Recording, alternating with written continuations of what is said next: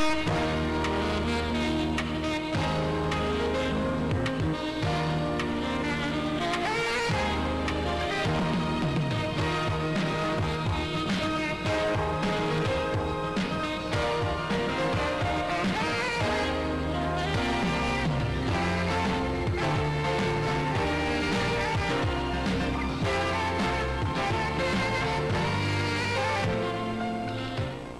welcome to Open Lines with Mayor Ted Mann.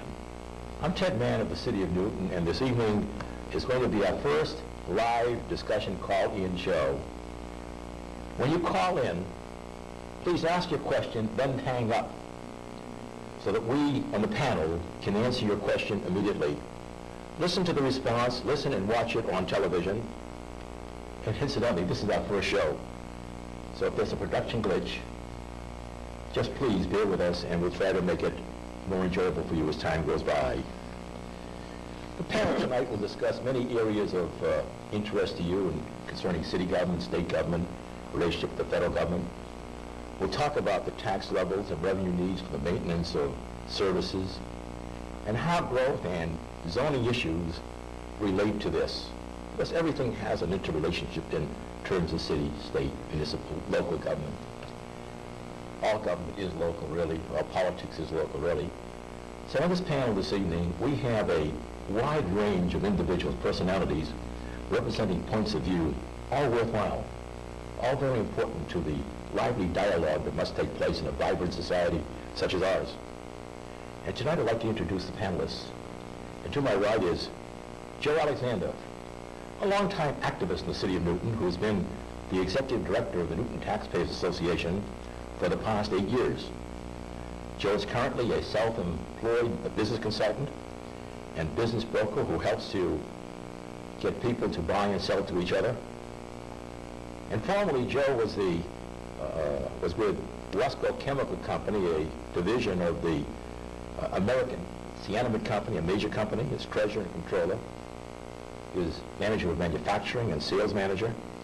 Joe holds a BA degree from Cornell University and has taken graduate courses in engineering at MIT.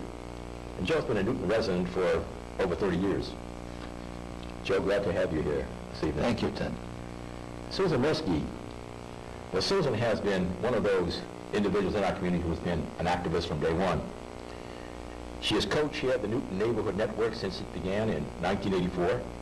She co-chairs it now with Bob Roderick from Newton Corner. And Susan was president for 2 years of the Newton Highlands Neighborhood Area Council, the first neighborhood area council established in Newton after the new charter was adopted in 1972. She has been employed as a teacher of special needs, children in private institutions. She's a special needs aide for the Newton Public Schools, a nursery school teacher, a teacher of modern dance and ballet, and Susan holds a BA in psychology from Boston University and is now serving an internship as part of her current master's program for special needs from Wheelock College. She hails from New Jersey, and Susan has been a Newton resident for the past 18 years. Here we have Sally Rizzo. And Sally is a dynamic lady who is a longtime activist in Newton affairs and state affairs. She is currently chairperson of the Newton School Committee and is in her second term of office. She has been the #1 vote getter for the city of Newton, of all offices, I believe. The first time.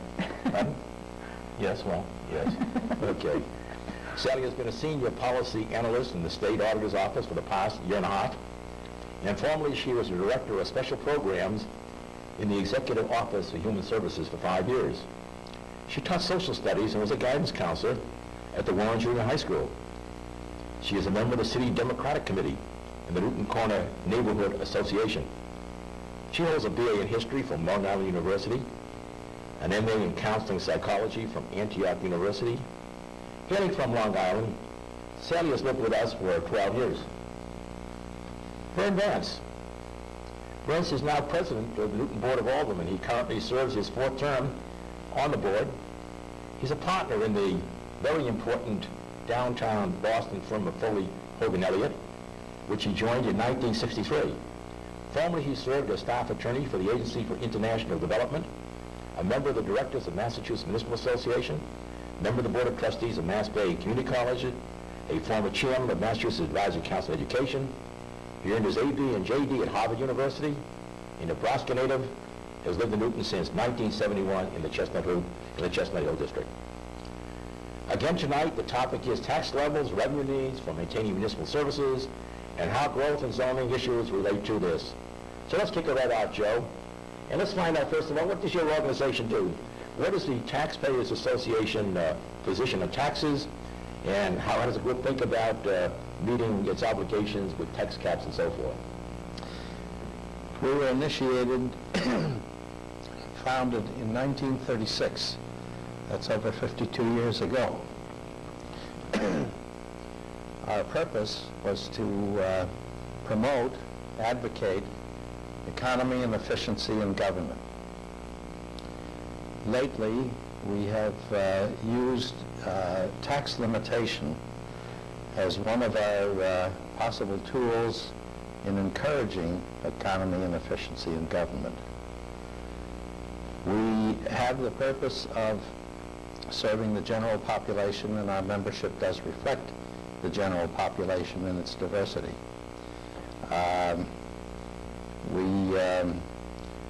We want nothing for ourselves except what we want for everyone. Good, Joe. Well, that's a fair definition of the taxpayers. And Sally, you head the as chairperson of the school committee. Your concern is maintaining our lighthouse school system, international reputation. How does what Joe said balance with other city needs? Well, I think that, the challenges for providing a high-quality education as we have in the past are going to be more and more difficult as money gets tighter, both statewide and within the city. But I think we have a community that really cares about education and considers it a priority. So I think that we will continue to have education as being the priority with the funding that it needs to really continue to be the lighthouse system around the country. Okay, that puts our positions into perspective now. And Vern Vance is president of the board of not in conflict. Well, we're together in what we want, but there may be a conflict as to how we get there. That's and possible. as to how the monies are being spent, as you initially said. But Vern Vance really holds the key because as president of the Board of Aldermen, he has to direct the legislative body in terms of zoning matters. The Board of Aldermen maintains virtually all control over zoning matters. And he has to have, with the board, the broad perspective on taxes and growth and the need for services, and they have to review the budget. So Vern, from your perspective, how do all these things fit in? Well, I think that since Proposition 2.5 was adopted by the voters of Massachusetts in 1980, it's really presented, I think, a new challenge for everybody involved in municipal government. I think it's been ultimately, I think, an important disciplinary tool. It's been a tool, and the Taxpayers Association, I think, is very important in that they remind us of the need to be fiscally prudent. At the same time, we've been, I think, particularly lucky in the city of Newton because we have had very high property valuation. We have had good growth in property values, but I think, as we'll see in the course of the discussion as it goes along, that I think that unless we have significant changes, there's a real possibility that sometime in the near future we'll be facing the kind of fiscal problems that unfortunately many other communities in Massachusetts have faced to date, but which so far at least have been no great problem for this city. Well, that brings us right down to Susan. Yes. Susan, how does the neighborhood network look at growth and zoning issues in our community? And living within the present zones, that's the Bible really of the city, the zoning laws, and able to meet all the needs being expressed here. Neighborhood network. Well, I don't know. I think maybe we look at it with trepidation and fear. The NNN, can I say just a minute about the NNN? You have a minute, yeah. Okay. Sure. You go. Well, NNN. right, for those who are looking Call at it for short. Okay. For those people who are looking and the wide audience across the country, it's an association of neighborhood associations throughout the city, and we really got together to get to know about each other and to talk about mutual concerns, of which there are many, and to help and support each other. So I feel I have to be very careful to try to reflect some of those concerns, and some of those thoughts were a varied group of people. In fact, that's where I first met Sally. That's right. When we were working with the Newton Corner group. Well, we basically talk about quality of life, to maintain it, make it better within our neighborhoods. And invariably, we end up talking about development, and especially when we feel that it's a potential threat for the surrounding neighborhood. I think it's fair to say that we're not against all development, but selective development. Selective, absolutely. Not against, but selectively. So Yes. with or without the neighborhood council, community neighborhoods have always been before your body, Vern, haven't they, in representing a point of view? Yes, I would say that one of the things about the Alderman is that particularly traffic issues, parking issues, and land use issues are the sort of thing that bring people out of the network who've never, out of the woodwork, who've never really heard of the Board of Aldermen before. And I think one of the useful services that the Newton Neighborhood Network, which I sometimes think of as the Village Voices, one of the useful things that they do is they really provide a vehicle for sort of ongoing monitoring and concern on the part of the various neighborhoods. I mean, in the past, it's tended to be oftentimes a very ad hoc kind of thing. A group will get together to deal with one particular issue, but I think one of the great functions that the Newton Neighborhood Network serves is to provide that vehicle for expression of neighborhood concerns and interest on an ongoing basis. Well, in what occasions does a neighborhood get concerned about the zoning laws are very specific. So I think it might be well for our audience here, who maybe have questions, by the way, the number here is 527-6040. 527-6040. If you have a question you want answered, they're in the panelists. But Vern, given that there are zoning laws, and the book on zoning law says very specifically what each area, what's really, you live in a single-family house, what you may do in the single-family zone, what you may do in the residential zone. So maybe it might be helpful if we go to Newton Corner for a minute and indicate what could have been prevented. What could have, if one doesn't like what happened at Newton Corner, how could one have prevented, A, the construction or the replacement of the then Gorn-Leda building with the Drucker building? Well, there really are two basic tools in any zoning ordinance. One is the tool that decides what uses will be allowed in each area as a matter of right, which is what you can do without having to get any approval of any additional governmental body. Principally where the Board of Aldermen gets into it with developers and with affected neighborhoods is in the special permit. Was that a matter of rights on Newton Corner and on Drucker, for example? No, the proposed Drucker proposal, which was a proposal involving a number of housing units and some commercial units, was a request for a special permit.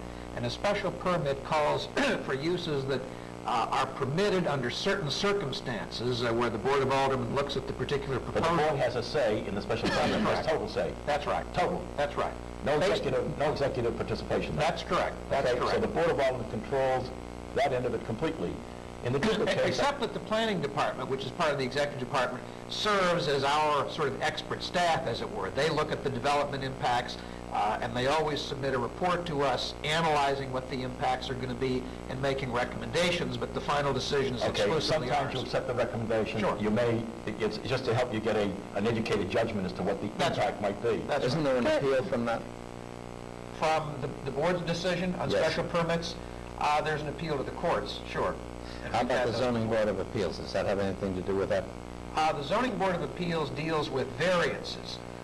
Variances are where somebody comes in and says, applying the zoning law to me as it's written will impose a hardship on me, and therefore you should give me a variance. The board has nothing to do with that. That's strictly within the Zoning Board of Appeals, and whatever decision they make is also subject to appeal to the courts. So if I may, to carry this one step further, the developer came in and said they want to build housing and so forth. Right. The board narrowly said, no, you can't. The board turned it down. There was a majority of the board that supported it, but in order to get a special Need permit, you two-thirds. need a two-thirds vote. So They what didn't get ultimately the happened, two-thirds vote. is, as a matter of right, He was able to build what was permitted in that zone as a matter of What right, he which has- was a four-story office building. was what he has right now. That's correct. So how then could one have prevented that if one wanted to? Can I just add something in terms of a neighborhood perspective? Because I had You got... come from that neighborhood. I come from that neighborhood, and I'm still very concerned about what's happening in Newton Corner. and got involved in community activity through that development project. And I think the neighborhood association was so opposed to anything happening in Newton Corner that we as a community never really got together and said, what do we want to have in Newton Corner? Obviously there was dilapidated buildings there, they weren't taken care of, something was going to happen. It's a place where people come into the city, it's got to look better.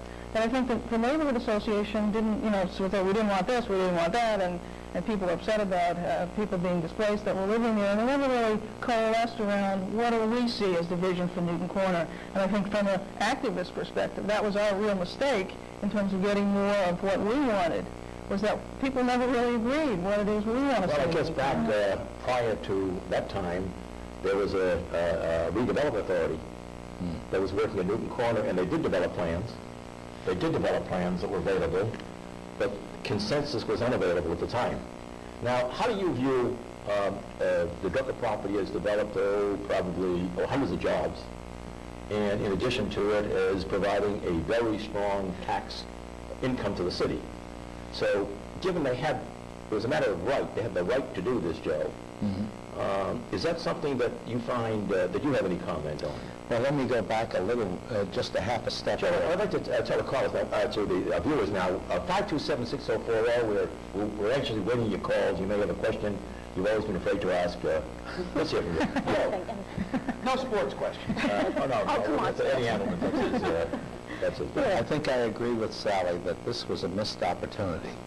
More could be made out of that. It would have been more satisfactory to the city as a whole and to the neighborhood in particular.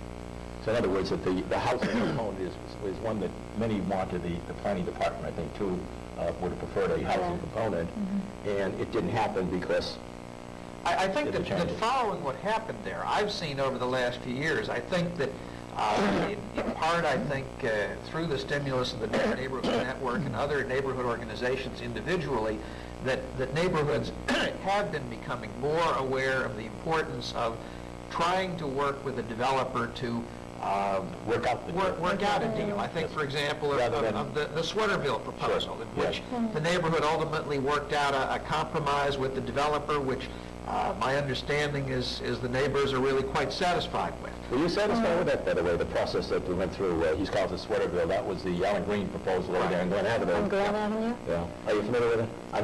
Just the There's a sweater factory, wasn't it? It's, as far as I know, it seemed okay. It was originally bigger, and basically several of us sort of worked with the developer, in which the neighborhood cut it down in size. Still, people who lived in that neighborhood didn't want to have any kind of commercial encroachment in there. But ultimately, they realized as a matter of right, that's the point I'm trying to make, I guess. As a matter of right, certain of these things will happen as a matter of right. Yeah, but then we just said right, Susan. We have a caller. Oh my God! First caller. Hallelujah. This is historic. Well, caller, we're waiting for you. Hello. Hello. You're on the air. You're on the air. Hello. You're on the air. Hello. Mr. Mayor. Yes. You're probably used to complaints, but this is actually a compliment. We're in the Auburndale vicinity of Alton, Western. This is a bunch of us here. And the planning, of course, of the new rates contract cut down a tremendous amount of truck traffic on our street. So we're very appreciative of that. But we're really ecstatic over a problem we had here, and one of the problems is pertaining to the old Untitled Chapter. And it was brought to your office attention, I think, in the month of July, and we're just overwhelmed with the amount of speed that a city work in taking down this ugly fact in the back. And I just wanted to compliment you on that. The neighbors here are very, very enthusiastic about it. And we just can't believe a city could move that quickly on a problem. You know, there was children climbing it, fighting names, and what have you on it. So I just wanted to pay you a compliment, and most of the citizens here are very complimentary on the problem because it was corrected so quickly. Thank you. Thank you. Thank you very much, caller. Interesting to note on that one that the Board of Alton, the mayor, under the direction of Mr. Hickey, Director of Public Works, we went down to inspect view that. There was a crack building up, as you know, you called it to our attention. And the major work effort that's going on Rumford Avenue is noteworthy. Board of Aldermen and the mayor working on the containment of that area, so we'll have it for future usage. Well, we've got another caller. Thank you very much, caller number one. If I had a way of getting to you, get the first notable Newtonian award. Okay, caller, you're on the air. Hello. Hello. Yes, you're on the air. Am I here? Yes, take me out here. I have a question. I have a question concerning what I consider to be the monstrosity that is being built on Route 9 where Valley was. The property seems to be much, much too big for the land area. It's going to cause traffic congestion, and to me, it's just an abomination. And I have to ask the committee, how could this come to pass? It seems to be a detriment in the long run to the city. Would you please comment about it? Thank you, Carl. That's a very good question. Vern, let me toss that to you. Well, unfortunately, the property was purchased and the building basically was permitted at a time when the zoning ordinances really permitted that kind of a development on that property as a matter of right. So effectively, the city had no control once it had passed the ordinance years before that permitted that kind of a development. Subsequently, in 1986-87, the board reviewed the whole zoning ordinance, made a lot of changes in it, but unfortunately the barn door on that particular property was closed too late, and that, I think many people agree, is a matter of great concern for precisely the reasons that the caller mentioned, but unfortunately that was put up in accordance with what the zoning was at the time that the developer bought the property and obtained his permits. I guess I might add to that one, the property that was formerly Sydney Hill, the property the atrium was the property owned by Valley Steakhouse. That's right. So the restaurant moved out, but the land values have been getting so valuable here in the city of Newton, no one ever dreamed that a developer would work there for a year just excavating and going down 5 stories. Nobody ever dreamed that values would go that way. Now, above ground, these only, what is it, 3 stories, Ryan? I think so, yeah. 3 or 4 stories. Yeah. Above ground. Now, what has happened since then, I think the caller should know, is that the city, through its various police department, is meeting with the state, has met with the developer to try to work out a plan for controlling traffic. The developer himself has contributed voluntarily to a transportation fund with the hope that we can improve the shopper bus and bring traffic off Route 9. So that meetings have been taking place now for the past 6 months in an attempt to predict what is going to happen so that we can take a situation that is not what we would have liked, that is a matter of law, he had the right to do it, and make it better. And at least it'll produce a lot of additional tax revenue for the city. Yeah, but it's such an will ugly do. building. Yeah. Well, it's in the Ugly. eyes of the caller. You think it's ugly? Well, let's not deal with the ugliness of Let's it. go like Route 9. We have a caller now who might call it beautiful. Okay. Caller, you're on the air. Hello, caller, you're on the air. I guess we lost that caller. We lost the caller. Joe, would you want to make a comment on the atrium? How do you like the looks of it? Metza. That's mess. I'd say it's no worse than many other buildings in the city. I also don't like, getting back to the Drucker building, I don't like that building either. It seems like, it feels like it's a monolith. It feels like it's not made for human beings.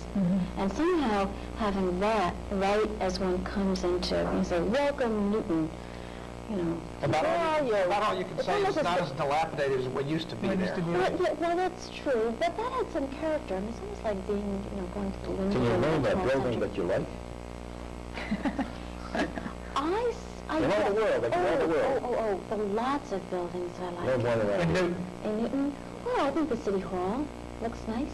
Well, I get that. Thank you. I like the library. I love the Wauban Library. The Auburndale Library. Okay, well, we have a caller now. Somebody might come in and tell us a place that they like. Hello, caller? You're on the air. Caller, you're on the air. Well, we lost that caller. We lost that caller. Callers. He's going to Eddie Engelman now. I would say a building that I think that is kind of nice is the new 313 Washington Street that's just up from the Drucker building, a little bit out west of it, which is a combination of new construction plus a rehab in the front, which it's small, but I think it's an attractive building. I like the Alec Green one over there on Glen Avenue. I think that's a nice job. That's gorgeous. That's a very nice But job. I find I like the appearance of the atrium personally. Again, if I had choices, I think that's going to win national awards. I really do. That building is Well, just- certainly you can never really tell what's going to win national awards by what happens in Massachusetts. Right. Okay. But I'm not going to be in again, it's in the eyes of the beholder, and we're at 527-6040. You have your panelists here. We're discussing City of Newton, present and future. And Sally, dealing with the atrium, dealing with the kinds of things that Brooke proposed, we just heard that these proposals were not outright. There was no way you could stop them. What does that mean to you as a member of the school committee, the tax generation there? Do you find the trade-off worthwhile in those cases? Well, I think that the income and revenue from the city for the schools, has to come from somewhere. But I also think that it's important that development blends in with the character of neighborhoods. It's not worth it to me if neighborhoods are ravaged and these massive, ugly buildings are built up to provide money for the schools. I think we all lose in that case. One of the things that makes development a special problem really in Newton, I think, as compared with a number of other communities, is that we don't really have the luxury of having much in the way of developable land that's really separated from neighborhoods. I mean, Wells Avenue is one of the few areas I can think of, but the way in which the city has developed, for better or worse, is that the commercial areas and even some of the industrial areas really have developed very sort of cheek by jowl with affected residential neighborhoods. Well, we have another caller I'll get back to you because I think you brought up a major point there is how Wells Avenue turned. Hello, caller. You're on the air. Hello. Yeah. I Yes? have a question. Hello. Yes. I have a question, Mr. Mayor. I am concerned, and I know that you are too, about the cutoff of funds from the state for public construction as well as for other projects here in Newton. I'd like to hear your comments on that. I'd also like to hear from you and the panelists on whether you think we're headed for an override as the solution to some of those problems. Well, I guess you read the Boston Globe this morning. I happened to pull it out, and it's been the subject of all of the talk shows now is the Boston Globe article and coming down strong on the state administration in terms of the shortages of monies. If you haven't seen it this morning, it's quite remarkable. Here's a paper that endorsed Governor Dukakis, and this whole article devoted to the problems that we're being confronted with. Now, Massachusetts isn't uniquely being hit with this problem. New York State is a $1 billion problem. California has a problem. So we see, Joe, the problem building up all over the country. Okay, how do you solve such a problem for the taxpayers group, Joe? Well, first I'd like to say that just hit me this evening that, and this is not the first time, that the city of Newton is a lot better run than the state of Massachusetts. You agree with that one, you can. Finally, huh? We can all agree on that, Joe. Also, I'd like to say for the record that Mayor Mann, you, and your team have made substantial savings such as to render the same services at smaller cost in many cases. Thank you, Joe. That's Now- the future. Yeah, That was in the future. All right, now the future. One of the things you said was that you have done the biggest and best things that can be done to save money. And I'm not here to dispute that. But I'm saying that as you reach further into the barrel, the metaphorical barrel of opportunities, that you probably will have to go deeper And cut. and find more, Yeah. more opportunities to add up to the same thing as one Let's big get one. back to that as soon as we hear from this caller. Oh, it's an override. Well, again, let's talk about override opportunities. Okay. Yes, caller. Hello, caller. You're on the air. Hello, you're on the air. Hello. Hello. Yes, you're on the air. Your question, please.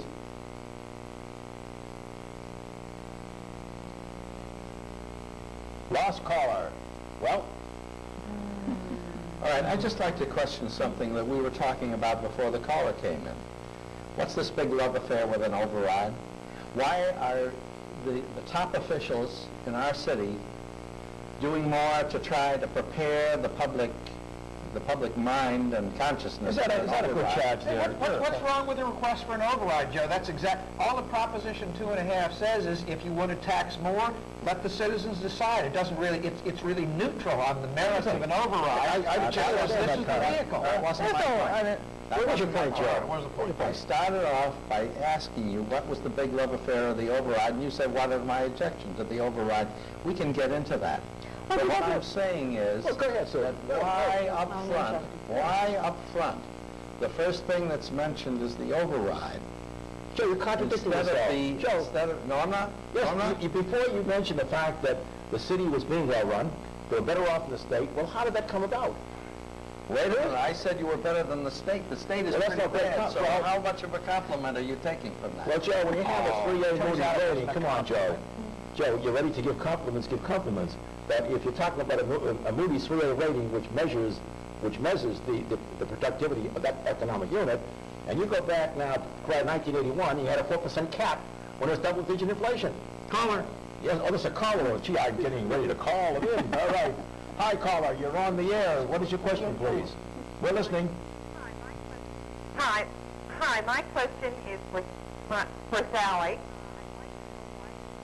I'd like to know why the classes at North this year, or maybe for the past 2 years, have been so large. I have a sophomore son, and most of his classes have at least 25 kids in them, and I'm concerned about this. I think it's very hard to address individual issues when there are 25 kids in one class. Well, I agree with the caller. I think that in many of the classes we do have more than 25, we have more than 30. I heard of a situation in a math class for a sophomore having 36 kids in their class. Now this is something that we have tried to address in the school committee, and in fact over the past couple of years have added additional positions to cut down on the number of large classes both at the elementary and the senior high, but the senior high in particular, because what we're finding, though, even though we have fewer children, they're taking more courses, and we have less teachers.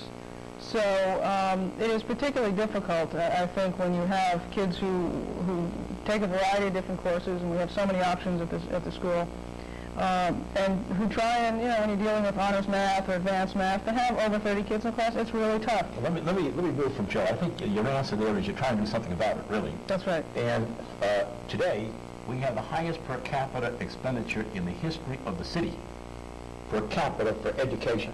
What is it now, 6,000? Close to 6,000, and without counting some of the capital outlay items.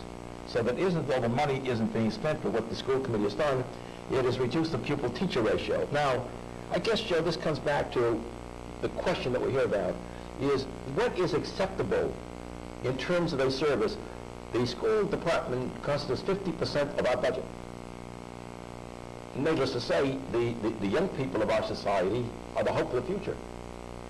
So that we have to deal realistically with how we handle education. Everybody talks about it. I'm going to have the caller wait, Jim, because this is central to everything we're talking about. So that's the caller wait. But how do we answer that? We've indicated that the largest single item in our budget is salaries. 85% of the monies we spend is salary and wages. 85%. On those salary and wages, there are benefits added. We don't control the cost of hospital insurance any more than you do. You pay more for hospital insurance this year than you paid last year. We don't control the cost of insurance. You're paying more now, more of an increase in your insurance at home and in your car than you had an increase in your property taxes. True. Okay? Okay. Your city is confronted with the same problem and beating down inflation. Yet we hear this. This isn't the whole school system. These are a few classes. You're talking most of your average classroom 50 ratio is what? 22? Yeah. 22. Okay? That we have to do something about those very large classes. Susan, this gets back to your point. Control, networks control. Be very careful about what you grant by way of zoning. But keeping in mind, too, that there has to be a cash flow generation, because if the cash flow generation stops, the ability to deal with the problems you're talking about cease. This is reality. We'll get another caller. We'll get another caller. Please? You're on the air, caller. Okay, you're on the air. Hello, Mayor Mann. My question concerns the Newton Grove Street project, the Newton Grove Street project. The Newton Grove Street project? Don't know what that means when they're talking about the construction of Grove Street, or they're talking about a development of Grove Street. Is that the end of the question? I guess so. What about it? The Riverside Station that they're talking about? Not too clear, but in any event, Grove Street has just been conditioned, has just been rebuilt according to schedule. We've been dealing with the MBTA in terms of no development down there unless it goes past a neighborhood group, and I have already contacted Mr. O'Leary on that. They're cleaning up the MBTA station for our discussions with the MBTA, and there have been some zoning changes requested, I guess, on Grove Street. But if there's zoning changes, they'll go before the Board of Aldermen, before the Land Use Committee. And if you make reference to that, you're best heard by appearing before the Land Use Committee and contacting your alderman. So let's get back now to the subject of how we meet the educational needs. You may have a comment on that, Susan. Well, I guess I'm really not adverse to going for an override of 2.5. I mean, I think that I see the educational needs, I see needs of a whole population of people in the city. You know, very young kids, special needs kids, older people, teenagers, people in trouble, people in need who, for the most part, have had services that have been funded somewhat by federal dollars or state dollars. So That's been coming down now. That's an override every year. Because if the cost, if the projected, the economists tell us there's going to be a 5% growth each year of the cost of living in the cities. Now, if you take 5% on those parts of our budget that are subject to cost of living, you'll take somewhere about 80% of our budget. And that would bring us somewhere about $5 million. And under Prop 2.5, we can only raise 2.5%, $2.5 million approximately. Therefore, where do you get the extra money? Each year. Do you think the cities and towns of the Commonwealth are going to be able to sustain an override each and every year to meet the ever-increasing costs of inflation? Do you really believe that's going to happen? What do you think? Well, you know, one of the things I think when people start talking about raising taxes or an override and people start getting nervous about it, no one likes to talk about it, and it's a very unpopular subject for politicians and so forth. I think one of the unfair things that's happened is that middle-class people really are bearing the tax burden for many people, many wealthy people who are not paying taxes. There are 40,000 corporations in this state who are paying less than $300 a year taxes. Now that is ridiculous. You're talking income tax? I'm Property tax. I'm talking corporate tax. Corporate, not property Well, that's tax. not the only taxes they But I'm talking about other ways to generate revenue, which we're going to need.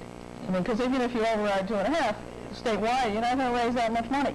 You've got to look at other ways to raise revenue, and I think that people... When he's talking about not raising any revenue, he's saying when he means no more taxes, he doesn't mean, he does not just have a property tax. He's talking about income taxes, sales taxes. You're talking all taxes, aren't you, Joe? Well, look, the problem is complex, and I don't think we can address it all tonight. Well, that's what we're trying to do, though. We've got to address it tonight. We don't have another shot at this We thing, can make Joe. a start. We can make a But start. Joe, bottom line, are you in favor of any taxes increase along the line, any kind of tax? Your association. We have an 11th commandment, and it's not arrived at without a great deal of thought. What's the 11th commandment? Thou shalt not override Proposition 2.5, period. You're begging If the you question. try to do it, we're going to oppose it. Okay. You mean regardless of what the fiscal facts are, just... You never, don't ever even want to raise hear the circumstance. fiscal facts. You don't want to hear it because you've been talking me down ever since we started this part of the discussion. Oh, gee, I don't want to, Joe. Well, Joe, you know want something? Joe, I don't want Yeah. to because I really don't, and I'm sorry. I'm sorry about that, but I guess the thing that I'm saying, at least for me, we don't ask the callers to wait a minute until we get this point across. We've got to make certain we understand that we've gone to privatization. We have 500 fewer employees now than when I became mayor, 500 fewer. We've closed 17 buildings because of declining school enrollment. We're going to privatization on ambulances, which is a great service. Told you were doing better than the state. But Joe, that's not, you're saying, what are you doing? But what have you done lately? We've done all these things lately. I'm saying more can be done. But Joe, tell us what can be done, It took me a because long time to get to this. I was leading up to it before. Go ahead, Joe. Good. I'm saying more can be done before we talk about an override, and maybe instead of talking for an override. And I started out by asking, what's the big love affair for an override? How come that's the first thing you think of instead of the last? No, I was just responding It's to a last... No, you're not responding to me. You're parroting the party line. No, but I was responding to I think that you and your organization really owe the citizens of Newton some specifics. In the thousands of hours that we have spent debating the school budget, I have yet to see one member of the organization sit through that debate, the thousands of hours, or offer one legitimate suggestion for cost savings. What have you proved? Have you proved that you've done your job? You've got a We're double doing our job. You haven't done your job because you committee. haven't provided specifics. You're We'll being- say what our job is, but we're citizens and we pay the taxes. We'll say what your job is, and nobody's going to tell us what our job is. We're volunteers. We do what we want. We select our issues. Don't tell me what to do. But I think we owe people, if you're going to say cut back and there's waste and all that, well, where is the waste? Tell us where the waste is. Well, at least in one area, let's agree. When declining enrollment came around, as hard as it was to make the decisions to consolidate school buildings, they closed 17 buildings and saving $4 million a year, Joe. I commended you for that. Unfortunately, enrollment isn't declining anymore. Yes, well, I disagree on that. I think you shouldn't have closed some schools, and now they've got not enough space. Okay. That's not true. More agreement than you think. That's not When true. declining Yeah, we've got to enrollment, put more stuff. when declining enrollment, Oh, No, it really isn't. You have you have 2 spare schools right now, and you were told last night that Vincent, unless I misunderstood. Oh, no, but they had to build extra classrooms. But the overall savings of $4 million, $40 million has been occurred. $40 $40 million has been saved. $40 million. And how much did it cost to build classrooms? $250,000 one school. And now you don't have room That's a for one-time daycare? cost. No, we're getting more daycare, and we have more daycare now than we had 3 years ago. And we get more daycare going online. Space is very Very tight, space, yeah. very tight. Space is tight. Yeah, but we were told for another 3 years you don't need any more. And during that 3-year period, you're saving $4 million a year, aren't you? Okay, let's get the caller now. Joe, thank you for that comment. Caller, you're on the air. You're on the air. Hello, caller.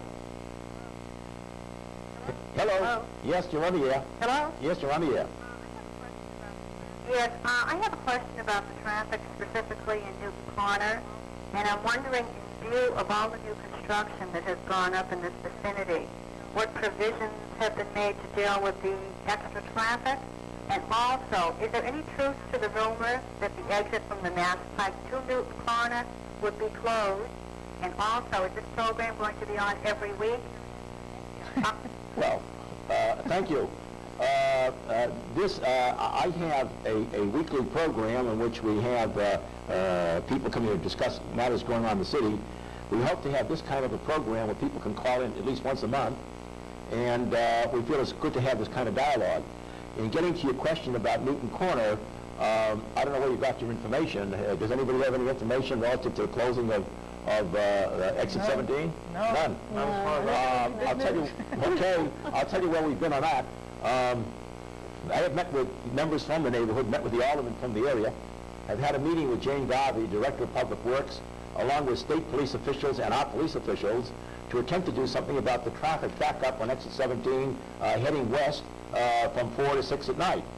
In addition to that, the urban system has just been completed. You know, there was a bankruptcy on the state job that went on fixing up the new configuration of lights at Newton Corner.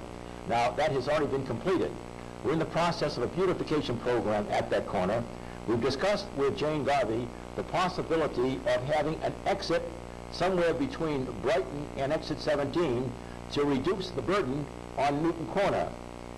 In addition, there are going to be ongoing meetings between our police department, state police, and the state in order to bring some kind of, well, that we bring order out of what exists there right now. Very difficult job. Over 100,000 cars are going by there every day.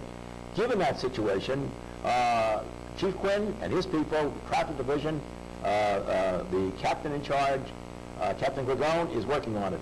If you have some specific suggestions, as others have, please communicate with the Traffic Commission. On that commission, we will make changes recommended to the Board of Aldermen for their action. We have another call, but you may want to comment on that, Vern, or is that about where we are? I think that's about where we are, and I think that I was pleased with your reference to the beautification program, because at least people have something nicer to look at while they're sitting in their car, sort of waiting to get through the traffic. It's happened already, hasn't it, over there? It's, we got the state to work with us and clean that place up. Yep. Okay. There's caller. Hello, we're waiting for your question. You're on the air. Hello, caller. You're on the air. This is for the panel and the mayor. Yes. What do you consider the fine line between overdevelopment of business and that which might give us revenues to maintain a bedroom community? Vern? Well, I guess whenever anybody says, where do I draw the line, I can't ever tell you exactly where I draw the line, but if I see a particular project, I can at least say that falls on one side or that falls on the other. I think in terms of the general principle, I think most people in Newton would agree, and I would put this out to Susan, that development we would seek to accommodate for all kinds of reasons. Some reasons are revenue generation, some reasons are because they meet a social need, such as elder care facilities or affordable housing. But in general, the rule that we try to use is if a proposed development is basically more beneficial in terms of the public interest than what could be done as of right, without any significant or substantial detriment to the affected neighborhood in terms of density, traffic, or other development impacts, that's acceptable. If, in effect, the sort of cost in terms of impact on the neighborhood is really a cure that's worse than the disease, then we would turn down a development project. Susan, how do you feel about that? Oh, I'm so glad you said that. Okay, you're glad. How about you? How about you, Joe? You glad he said it? I'm very glad he said it. I mean, Sally, how does that make you? I guess everybody has started with it, so why don't we move on to the next one if everybody's happy with that? I guess what we're saying is the city is 85% residential now. Hasn't changed. Matter of fact, many of the matters that the Board of Aldermen acted upon have been residential rather than commercial. Yep. Understand. In terms of controlling design, the planning department, we have an excellent city planner. We have had, since the new zoning ordinance was put into effect, we've had really very few proposed new commercial developments requesting special permits. When they had the moratorium, what I guess happened with the moratorium that was put forth by, I guess, your group, wasn't it? Or, No, it was really started with the Newton Center group, okay. and then we helped them. Okay, I don't mean that in any derogation. I'm saying that it did happen. It's happened all over the country, where neighborhood groups are getting together and saying, hey, no more development. And what happened as a result of that was very interesting. There's a flurry of activity where people came in and they filed with the perimeter plans. And what happened as a result of that? Well, the effect of filing a perimeter plan is to freeze the zoning applicable to that particular parcel for a period of, I think it was 7 years. And it was really a way for developers to protect their development rights under the zoning law as it existed at at the time that they filed the perimeter. More or less thought went into it. More or what? More or less thought went into it. Into what? The moratorium or the perimeter well, no, plans? the moratorium creating the perimeter plan coming in. It was kind of a shotgun. It was unfortunate, Yeah, right? It's yeah, it was kind unfortunate of, that that's what I mean, you had get that my effect. point. Yeah. But it would have But been better nonetheless, it was more still orderly. worth it. The moratorium was still worth it. And just because that happened, All it is no comment, but a statement as to it precipitated. I think what the moratorium did was really to sort of underscore and emphasize the need for revision of the zoning ordinance, and I think that was a tremendous stimulus to get the board moving on the zoning ordinance revision, which we finally did, and which I think most people feel is a big improvement in terms of tightening up what people can do as a matter of right. Good. We'll come back to that in a moment. We have a caller. Joe, we have a caller. We did the village study, and let's move on to that one. Caller, you're on the air. Hello. Yes, hello? Hello, you're on the air. Yes. I have a question in regard to the building of the new main library. I've lived in Newton 16 years. I've followed the issue for the whole time and would just like to know the status in what's happening to the new library. Thank you. Okay, thank you. Vern, would you like to take that one? Well, currently, a financing plan for the new main library is pending before the Board of Aldermen, which will be taking up. The Design Review Committee has been reviewing the proposed design for the library, and after they issue a report saying whether they think the design is satisfactory or not, the board will be considering particularly the most important part of the package, namely the bonding proposal, to raise a major part of the funding. So that it's pending, it's moving forward, subject, as I say, to approvals of the financing plans. And if we get that approval, it's expected that it'll move forward and commence construction sometime in the next year. Let me see if I can help somewhat there as well. We have, the Board of Aldermen, perhaps 3 years ago, voted requesting the mayor to put into a special fund for library construction all sales, all monies from sales of school buildings, other municipal properties, and rentals. We have been doing that, so we have a stockpile now of about, I guess it's $5 or $6 million. Once we went ahead and hired through design selection process, we hired a design company, architects.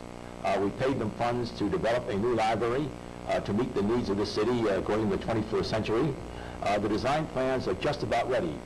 For the past 6 to 8 months, the Design Review Committee, which consists of experts in various fields of construction, have been working with the architects, along with the city's own hired architect, along with members of the Board of Aldermen who from time to time have raised questions concerning the construction. The library trustees have been meeting regularly with the architect, and a special committee I appointed consisting of some highly qualified individuals have then come in between the executive department and the Design Review Committee to furnish information advice to the executive department. Now, in terms of financing mechanism, some time ago I filed a bill with Mayor Flynn of Boston, which called for the levying of a tax on hotels and motels. The income from that hotel and motel tax generates about $800,000 a year to the city. That money is going to be used for a particular period of time until we have enough funds to pay for the construction of that library. Monies from the sale, the monies from the fund, and fundraising. There's $1 million that have been raised by friends of the library to help construct the library. So basically, there is your financing package. We expect to put a shovel to the ground sometime in January or February of 1989. And the final element here, we don't know how much it's going to cost until it goes out to bid. When it goes out to bid, and those prices come back, there'll be options. And those options will be dealt with by the mayor and the Board of Aldermen in concert to make certain that we have the funds to pay for it. So I think that's the answer to it, but if you have a question further, call me at City Hall. I'll be pleased to answer any further questions. Anyway, have another caller. Hi, you're on the air. Hello? Hello? Hello? Hello? Hello? You're on the air. Hello? Hello, you're on the air. I'm a resident of... Hello? Yes, you're on the air. I'm a resident of, on Route 9, 1 street beyond Clark Street. And I use this street to get to my house. I live on a dead-end street. And they made an abomination on Clark Street. I never drove over 25, 30 miles an hour on it. Oh, you're talking... And they went and made it impassable. Well, I guess, caller, the answer to your question is I concur. As a matter of fact, the Traffic Commission concurred with you.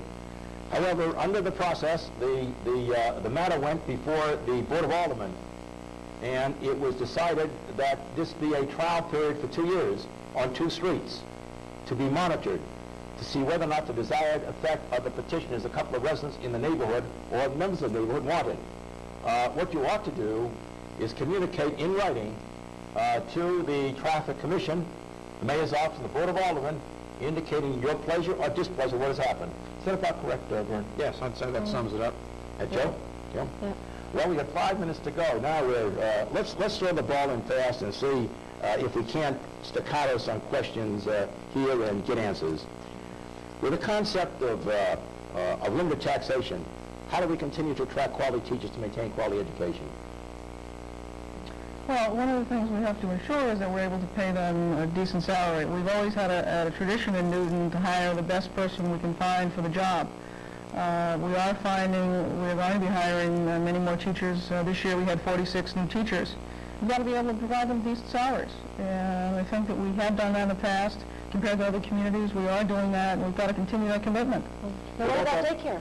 What about daycare teachers who make so terribly poor salaries? Well, daycare- And there's the quality of What about daycare? How would We we can't handle afford what we have, and we're adding services right and left. Is that what you want to do? Yeah, but you can't not provide those services. Who says Joe. we can't provide those services? You don't have the money, you don't provide. There was a- These are little kids that parents go out and work. Isn't what we're trying to do is have user pay, except for those who can't afford it, then we try to get scholarships? Isn't that what we're doing right now?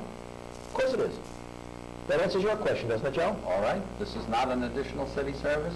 No. It's The $40,000 coordinator? No, we got You can 1,100. hire a coordinator to help you reduce your costs for $40,000 instead of having somebody hired to help you spend your money. Do you want to know something? There was a Harris poll. Never mind the supercilia. Joe. That is not an argument to try to Joe. snoop me out of an argument. Joe, I didn't say supercilious. Oh, I'm saying supercilious. Well, that's your word.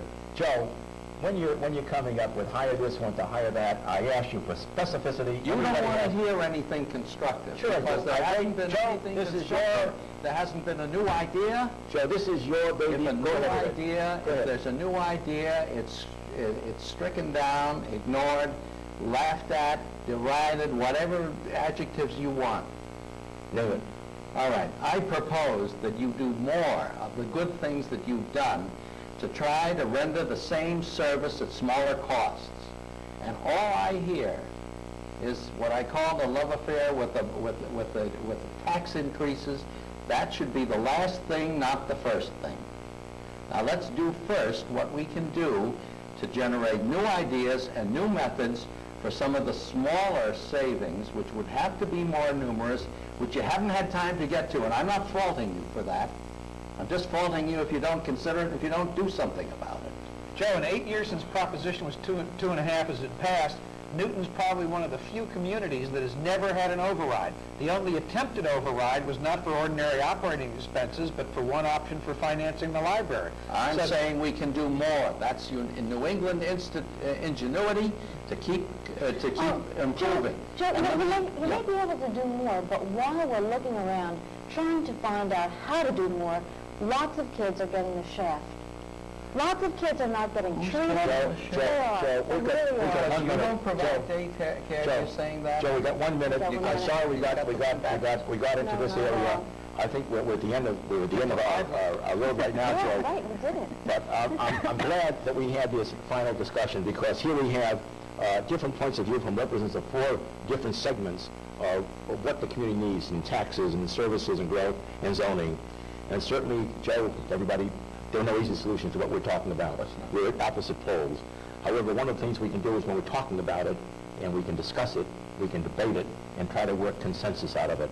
And you combine this with the demands for services over here, for daycare, demands for education over here, the necessity for doing it legislatively, the demand that no new taxes. In summation, and I would always give Joe the last corner. Maybe we'll have another chance at this. The city has moved towards reducing 500 fewer employees, and all these things we've done. I call upon everybody sitting here with specific ideas to get in touch with me. This is our first call-up program. We're delighted you're here. Good luck, good health, and see you next month.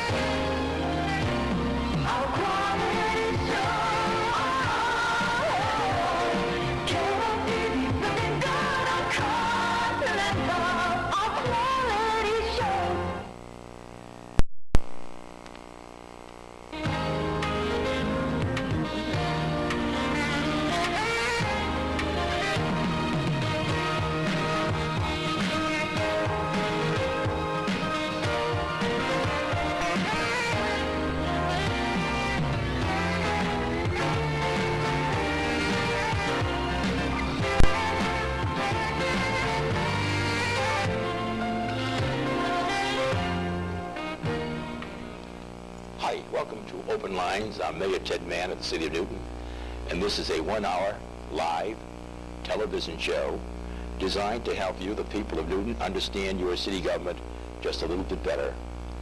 And once again, by popular request and demand, if you will, we have our panelists here to discuss the City of Newton from all points of view. If you want to ask a question of any of the panelists, call 527-6040. Ask your question, then hang up and listen to the response, so you'll get the best kind of communication from us here. To my right is Joe Alexander, a longtime activist of the City of Newton. He is the executive director of the Newton Taxpayers Association, founded in 1936. Joe comes from a long, distinguished career in business. And Joe basically said at our last meeting that this 11th commandment, Moses didn't get them all at Mount Sinai. There was one he forgot to bring down, and that thou shalt not tax more. And it's that 11th commandment that we're going to be discussing in some kind of detail this evening. So Joe, glad to have you back. Thanks. I'm glad to be back. All right, Joe, you. And Happy New Year. Oh, Happy New Year to everybody, of course. And Susan Mirsky, again, community activist, and sharing another point of view and stating for her group that is relatively new, the Neighborhood Network, network of individuals and people living in communities throughout the city that may have been under assault by developers. And she cares much about what happens in the City of Newton, and basically saying, yes, there may be development, but we should have a go-easy approach to it. Where remaining land is here, it has to be carefully nursed and nurtured. And she's saying, basically, we want to see Newton remain about the same. If there's new development, you want to be very careful where it comes from. Right, and how it impacts the residents and the merchants who are here already. Yes.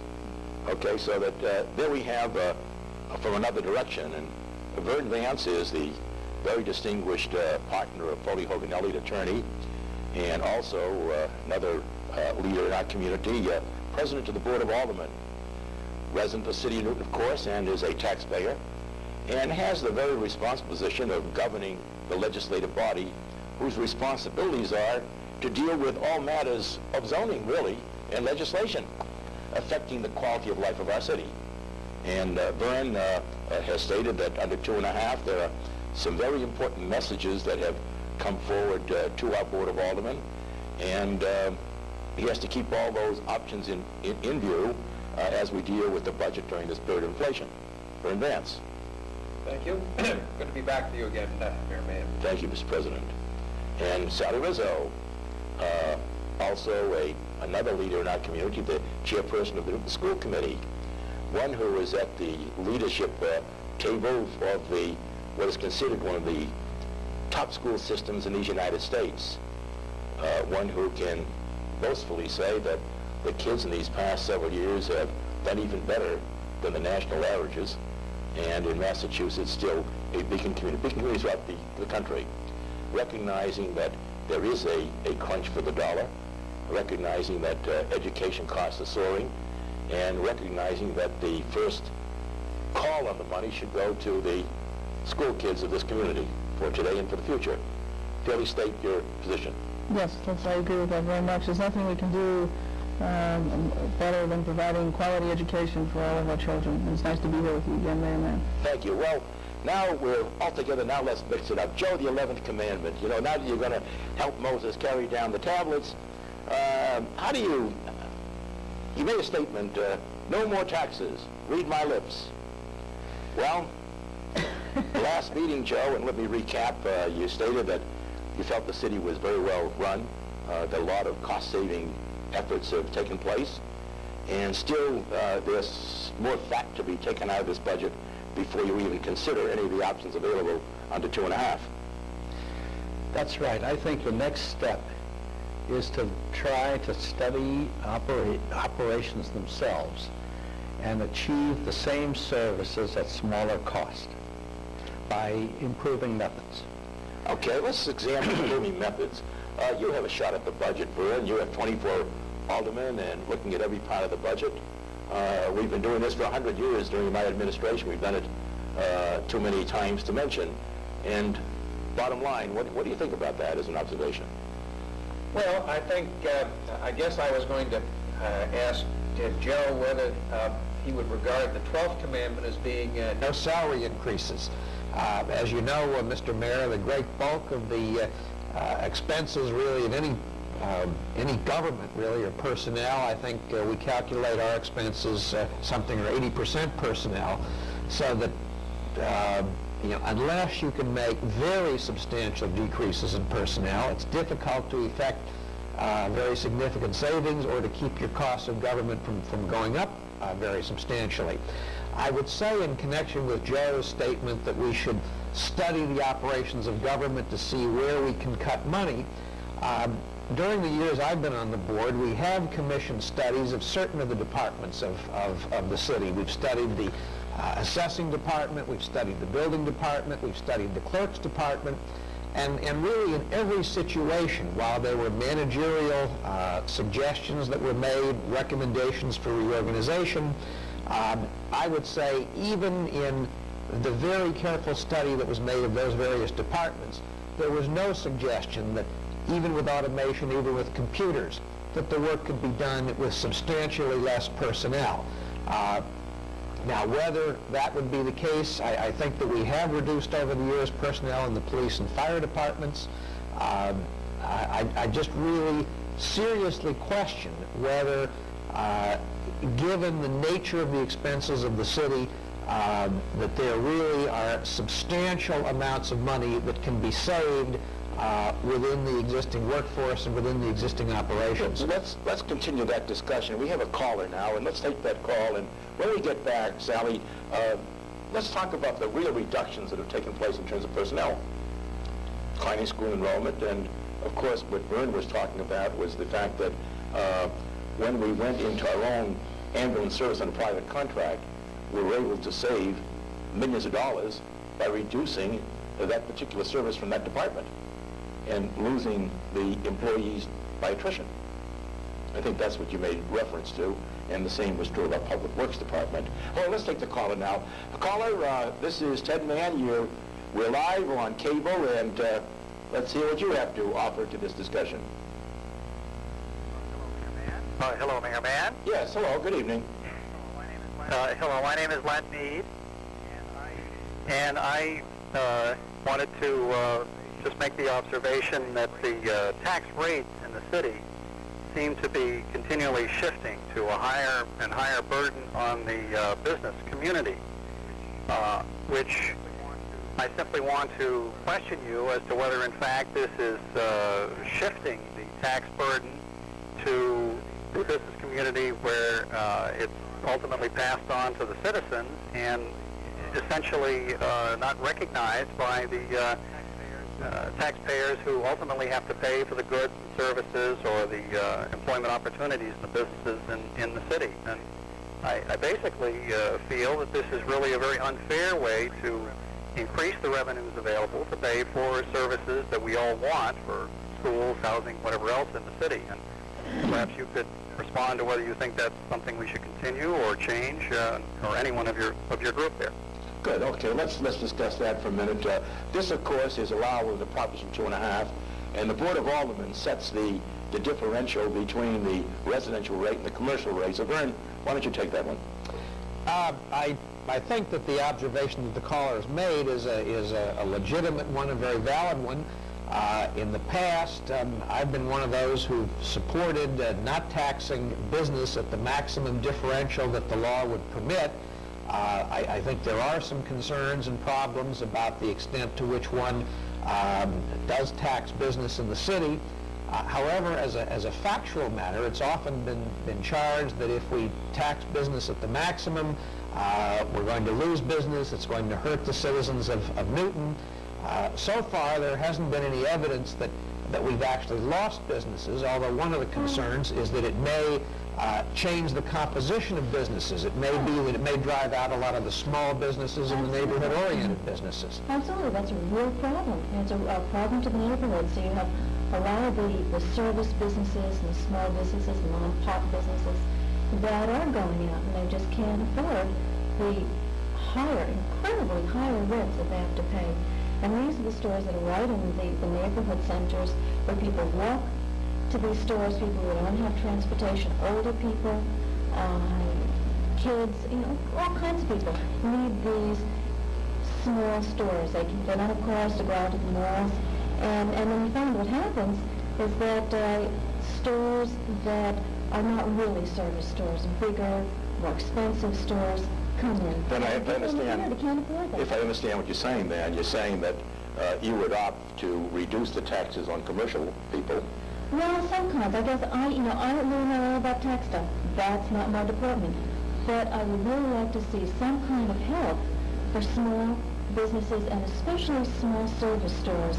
I think that there's a real problem that we may be losing those in Newton, and I'd like to see. So do you think the problem rests with taxation, or does the problem rest with the fact that the property values in the city have grown enormously because of the proximity to Boston and public transportation, and the general economic climate of the people in the city who live here and can afford to buy the merchandise that's being sold? Well, but what drives it? What drives it? Well, there are still people in Newton all over in all kinds of villages who can't afford expensive stuff, expensive... Oh, I agree. I agree with that, but again, we want to find out what drives it. Okay. What drives it? Joe, do you have an idea? I'm not really sure about what drives it. I'd just like to see some kind of help. Well, see, on one hand, you want to control the development. Yeah. On the other hand, you're saying we want to help the poor people, and I guess we concur because we're the people who have provided a mix of low-income housing in the city, and we've just recommended there be a discount for people of need in water bills and many other things. Right, that was great. But then when you shift that, it shifts it on the people who have marginal incomes, and Joe probably has something to say about that. Well, It's an increase in taxes one way or the other. First of all, I would go along with your thinking that it is only one of several elements, but it's an important one. When taxes go up, they become an element of cost, either directly or through rent.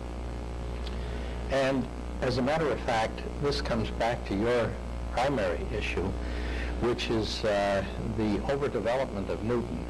When the expense goes up so greatly, then you have to have larger and more expensive businesses to occupy it. And they tend to crowd into residential neighborhoods more than the neighborhood merchant. Has that been the case, Mann? Well, it certainly has happened that small businesses have been squeezed out in part because somebody owns a piece of property, he has a small building, and all of a sudden the value of the land, the value of the building goes sky high because of all kinds of factors, and he decides he wants to sell out to a developer who then wants to use it for a higher value use than perhaps a small neighborhood grocery store or something of that sort. Or a service station. Or a service station. The service station is another example. But I think that the kind of problem that Susan's concerned with and that we're concerned with on the board is really part of an overall economic phenomenon of which I think the impact of the property tax distribution between residential and commercial is one small element.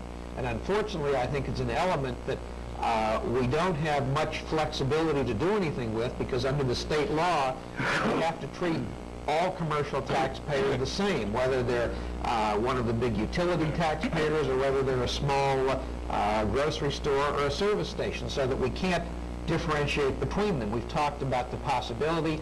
Some people have suggested that maybe there's a possibility of changing state law to permit that, but under the laws that currently exist, we don't have that option. So that we had a situation in Susan's neighborhood this past week where one of the local merchants finally came to my office and I met with them, and the rent was being increased because there was a higher value to the property. The people who bought the property wanted to make more money on it.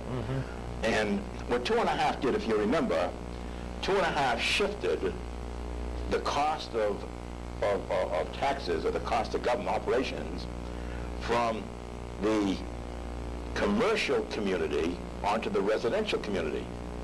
The big winners under 2.5, if you remember, were the commercial companies, the telephone, the Edison, and your major real estate people. This is because they were already being taxed Exactly. disproportionately. But what 2.5 did, is it reduce those taxes and balloon the value of the property, because the property values are based upon the income of the property.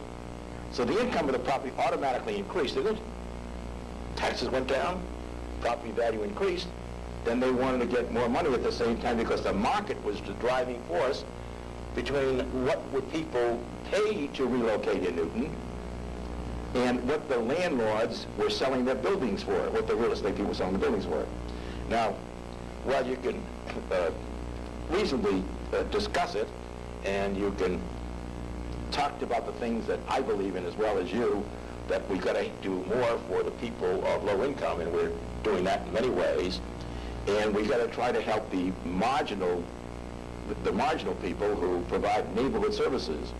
But if we take the Highlands, for example, the basic services that were there, as I recall, like the 24-hour store is still there. There is a cleaner still there. There is a restaurant still. Well, where what's his name? Pat's. Yeah, you know what I mean. That's not quite 24 hours, yeah. Yeah, The hardware store, you still have a hardware store. Yeah, hardware store. Right. And these, Which is a rarity these days. Exactly. so these properties are still there. However, it does speak to the fact that the rents are higher. It is becoming more difficult for them to stay there, And a lot of left. They really have. and they've turned over for many reasons. Yes, and they've turned over to much more expensive non-service stores. I guess that would be, what exists, but I think we have to try to get, at this discussion level, we say, yes, what we're trying to do, as we did with the person who had the restaurant there, is to try to get the landlord to move over a little bit. Right, except I think that I think that landlord in turn had his rent Increased. So Yes. And yet it we've was had, a real domino Mario Boccabella, who's been very successful at providing a neighborhood service there in a very competitive market. And several other places have been very competitive. Well, I guess that is a problem that exists throughout the United States, especially in the areas like around Boston, the areas that have done so well in this economy, the areas around San Francisco, Los Angeles, in the New Jersey area, in the areas that are surviving, and not just surviving, but are doing very well. The property values go up. The property values of our homes have gone up enormously in comparison to the rest of the country. So That's a real problem. So how It do you is. keep, as the property values go up, how do you keep these small stores? How do you keep something that you value? yeah, how do you just, that's a question we raised with Joe too. Yeah. I would start by not making it worse. We need more study as to how to encourage that type of enterprise to stay in our community or come to our community as needed. And there is the demand, as Susan points out. But as I say, the first thing is not to make it worse. And that would mean that perhaps we could take a cue from some of the other communities around us that do tax at 100%. Like who? Throughout. Like who? I believe Needham does. It's just most of the other communities in Massachusetts, aren't they taxing And 150, Joe? I think Waltham is certainly, if they're not a flat rate for both residential and business, at least they're not to the... So what you're suggesting then, just so extreme either. we clear it up with our listeners, what you'd be suggesting then is an increase in the residential property tax. Well, I'm glad you said that, because that isn't what I mean. But that's Well, the that's consequence. what you're saying. That's the inevitable No, it is consequence. not the consequence necessarily, because if you're able to control taxes to make a reduction or at least a lesser increase, then without penalizing the homeowner, you also can give some relief to the commercial and industrial. But if you make a shift of the tax burden As it by exists right now. reducing the percentage, in other words, if you take the same tax burden and you reduce the percentage that you apply to the commercial properties, it has to be shifted to the residential. So even if you don't raise the overall tax revenue base a nickel, you're going to raise significantly the taxes of the residential property owners just by virtue of that shift. If you take pencil and paper, you can figure out a point, and I'm sure the assessing department could help you with this, where the contemplated increase would be reduced enough so that the property owner, the homeowner, would not be penalized, but some relief could be offered to business in that process. I'd be glad to take you through the Bill, calculation. the mathematical exercise sounds so much like the mathematical exercise that led to Proposition 2.5, where the assumption is that you can increase property taxes 2.5% each year, and in an economy where salary increases go up at least 5% or more, and that you can still go on taxing only 2.5% forever and ever. I've never understood those mathematics, and with all due respect, I don't understand the mathematics of... Well, the interesting dialogue is here. Now, we got another caller, but let's get back to this, because really, that's the crux of this. You can't do it with mirrors. You You have can't. to get progressively more efficient. Well, that presumes a whole bunch of things. That's easy to say, Joe. You don't do it before you try. Well, You're assuming that we haven't tried already. No, I'm giving you credit for the trials that you've made. You gotta do better. But You gotta do better. we have to buckle down and do better. got to do better. Well, Vern, just before we take this other call, I think it's important to talk about this for a minute. What has been the reality of zone changes in the city? Let's take the call and then get back to that. Isn't the reality that there's been more residential zone change than there has been commercial? Let's think about it as we come back. Caller, you're live on cable. Mayor Mann, let's have your question. Mr. Mann. Yes? I would like to know what they're going to do for the sick people in Newton who can't afford health insurance like me. I should be in the hospital and I don't have health insurance. What do I do? I'd like you to call my office tomorrow morning, and let's see if we can't give you a hand. We have a Department of Human Services, and we will try to find a way, if you're in need, that we can be of assistance. The number is 552-7100. You call for me personally. If I'm not there, if I'm busy, Mr. Jim Zigo, Z-I-G-O, at 552-7113, 7115, that is. He'll be available, and we'll call you back. All right? Thank you. Don't forget, tomorrow morning. Okay, let's now get back to that, Vern. The reality of the zone changes. We talk about zone changes as if this were an everyday occurrence.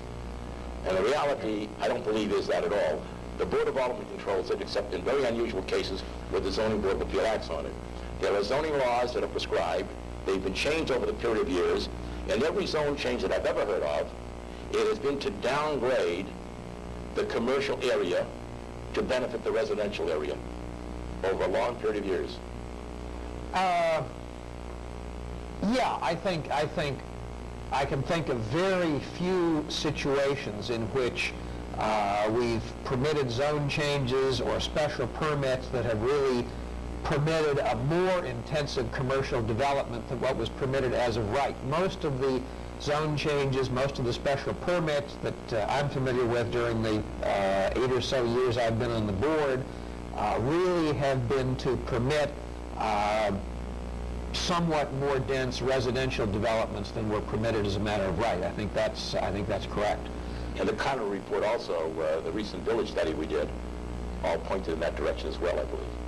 Yes, that's correct. And of course, one of the concerns that really led to the village study and to the recodification of the zoning ordinance was the concern and really the sudden realization that we had areas of the city which, although they were currently used for residential or not much used at all, were zoned commercial, and therefore I think the Connery report stated that there was a potential development envelope of something like 1 million or more additional square feet of commercial space in the city. No, scary. And I think that, more than any other single element, really brought home to the Board of Aldermen, along with the zoning moratorium, that in an advisory vote the residents of the city indicated that they wanted to see in order to permit us to take a careful look at the whole zoning codification, as a result of which, in recodifying the city and in changing the zoning map,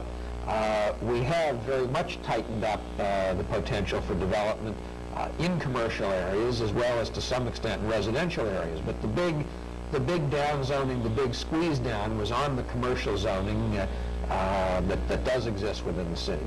Now we're at the point here, we have another call. Let's take the caller first, then we'll get back to the subject. Find out how this affects the schools. If your stream of cash is interrupted and the inflation continues the way it is at approximately 5% a year, how does all this come together? Listen to what Susan says and Joe, and then what the Board of Aldermen is willing to do. But caller, let's hear from you first. Let's have your question.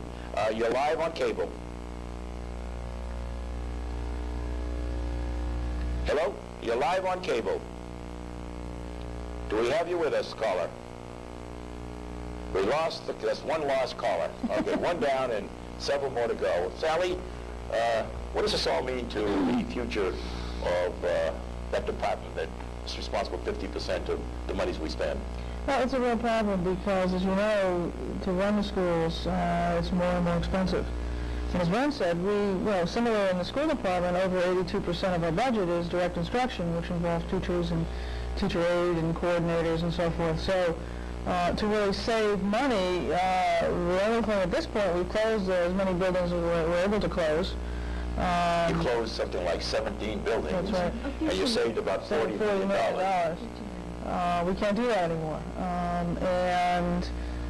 Is that true that we closed a few too many? She's making a comment here. Well, I would like to see another building. Do you have another building available? Well, there are two buildings in the city, the They're still daycare and the available, big that's old reserved. building that we've leased, simply for that, for that fact, to hold on to it just in case we may need it. We've seen our elementary and school enrollments going up. Absolutely. And we need to keep a watch on that. At this point, it doesn't look like we'll need another building, but in a few years we need to have that safety. Meanwhile, what has happened is, again, I just want to recap for everybody that the effect of that has been saving $4 million a year, which has gone where? Back to the schools, To do what? capital improvements, And? provide Operation. Okay. The other thing is that we have a lot of fixed costs, state mandates. That are continually increasing at an unbelievable percentage. Transportation is increasing 20-25%, and there's not a lot of flexibility. And it's frightening to think that many of these mandates, where much of the state funding is not as strong as we'd like it to be, we're expected to do a lot. And I think the people in this community expect a lot from the schools. I think one thing was very clear in the defeat of the underride was that people aren't willing to give up anything. That they are very satisfied with what they have. They think the school system is worth the investment that we've been providing to it. Do you ever ask people how many services they know that the city provides? We don't want to give up anything, but I would guess that people who don't want to give up anything can possibly mention the number of services that you could count on the fingers of both hands, and beyond that, they don't even know what they would or would not What be kind of giving up. services might you want to see, Joe? Well, I'm not prepared tonight to name the services because we haven't met and taken a position on those You services. personally, though. Well, I'm too closely associated with the taxpayers. We have not taken a position. But you see, that's part of the fallacy. When we say that we should try to increase efficiency, in other words, manage better at lower cost, we're asked usually, well, what do you want to cut?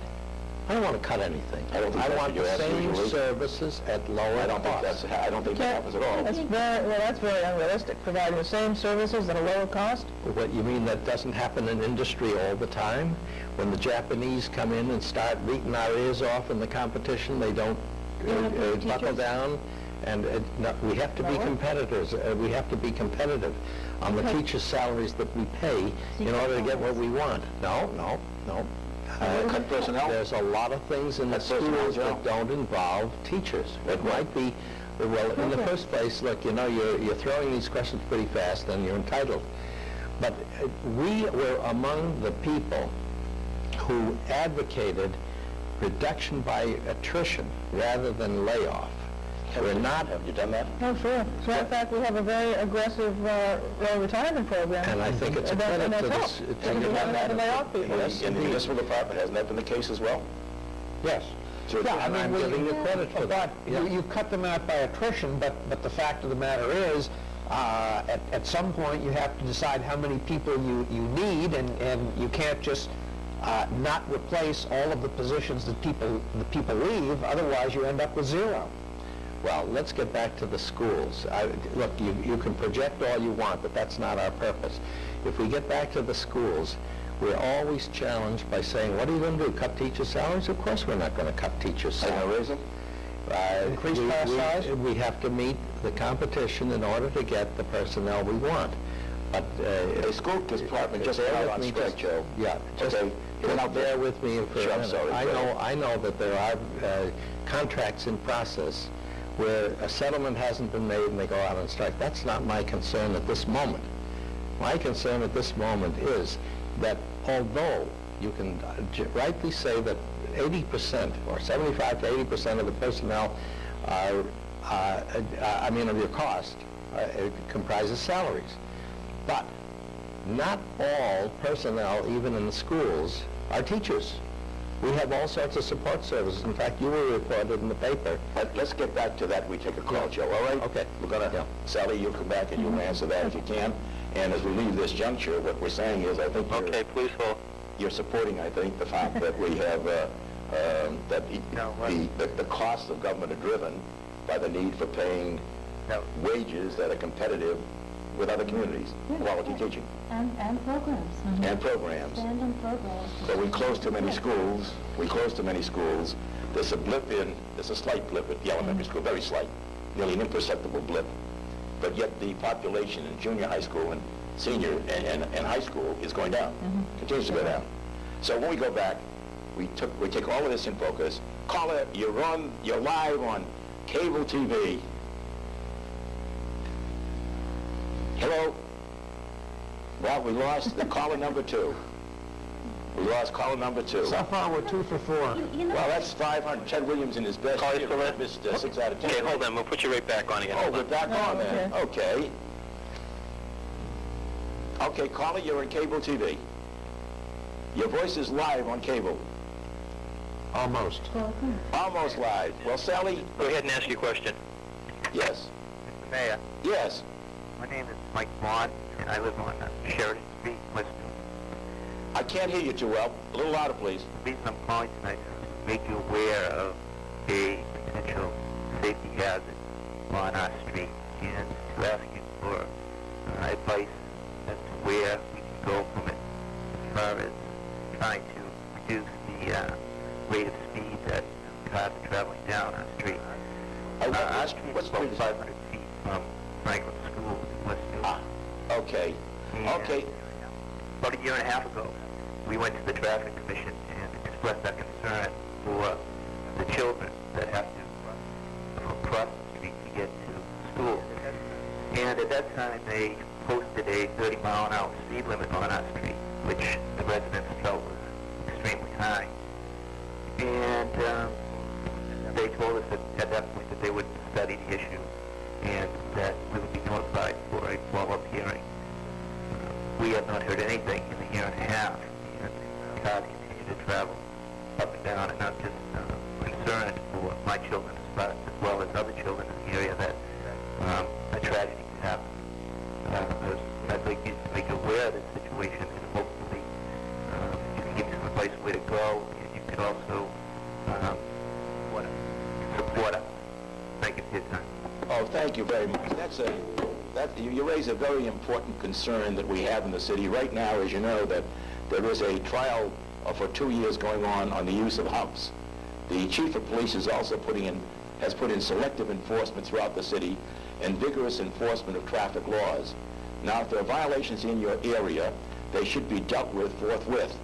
And I would suggest that tomorrow morning you call our police department at 552-7240, 552-7240, and speak to Captain Gorgon and tell him about our conversation on cable. And if you don't get strict enforcement down there, you call my office and speak to me personally, and we'll look into it further. Thank you very much, caller. Sally Rizzo. Okay. Sally, where were we? Joe was... We were talking about the proportion of personnel who were... Joe, we're getting very popular right now. We have another caller. That's all right. All right? We'll come back. I hope we get this caller. Caller, you're on cable. Caller, you're on cable. Hello? Hello, you're live on cable. Hello, good evening. Hello? Ted. Hello? Yes. Ted. Yes. This is Fred Fabricant from the Newton Taxpayers. Yes, hi, Fred. Good evening. And I got a couple of things here. One, I'd like to correct Mr. Vance's math. Since 2.5 has been passed, the school budget is doubled. Our bond rating is AAA. We have more policemen, and we're still $2.5 million under the levy limit. So I think 2.5 has done exactly what it was supposed to do. But my question to you is, why are the Newton taxpayers the only people who are looking for better management? When you look around the city, you see the problems with the Craft Street garage. I believe they're up to 19 change orders. That is errors that require more money. It took a year to repair Homer Street. I've seen them cutting the grass at City Hall on a Sunday when they have to pay time and a half or double time instead of cutting it on Friday. Why aren't the people of the Board of Aldermen and the school committee addressing some of their energy toward improving the management? Thanks. Okay, Fred Fabricant is a member of the taxpayers group. We met with him on several occasions, and he brings up again some very valid points. Sally? Well, I think that we're certainly not going to, look at better management in the city, but I think that in the school department, I think we've tried to look at ways of saving money. With the new superintendent, who I think has done a terrific job at really focusing on a long-term financial picture as well as an educational picture that's going to be, really sound for the future. I think we're always looking for ways to, that doesn't decrease services to kids, but where we can save money. For example, we have a declining enrollment problem at the high schools.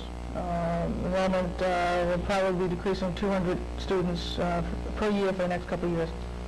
Possibility of looking at maybe eliminating one house at Newton North as a way of saving money.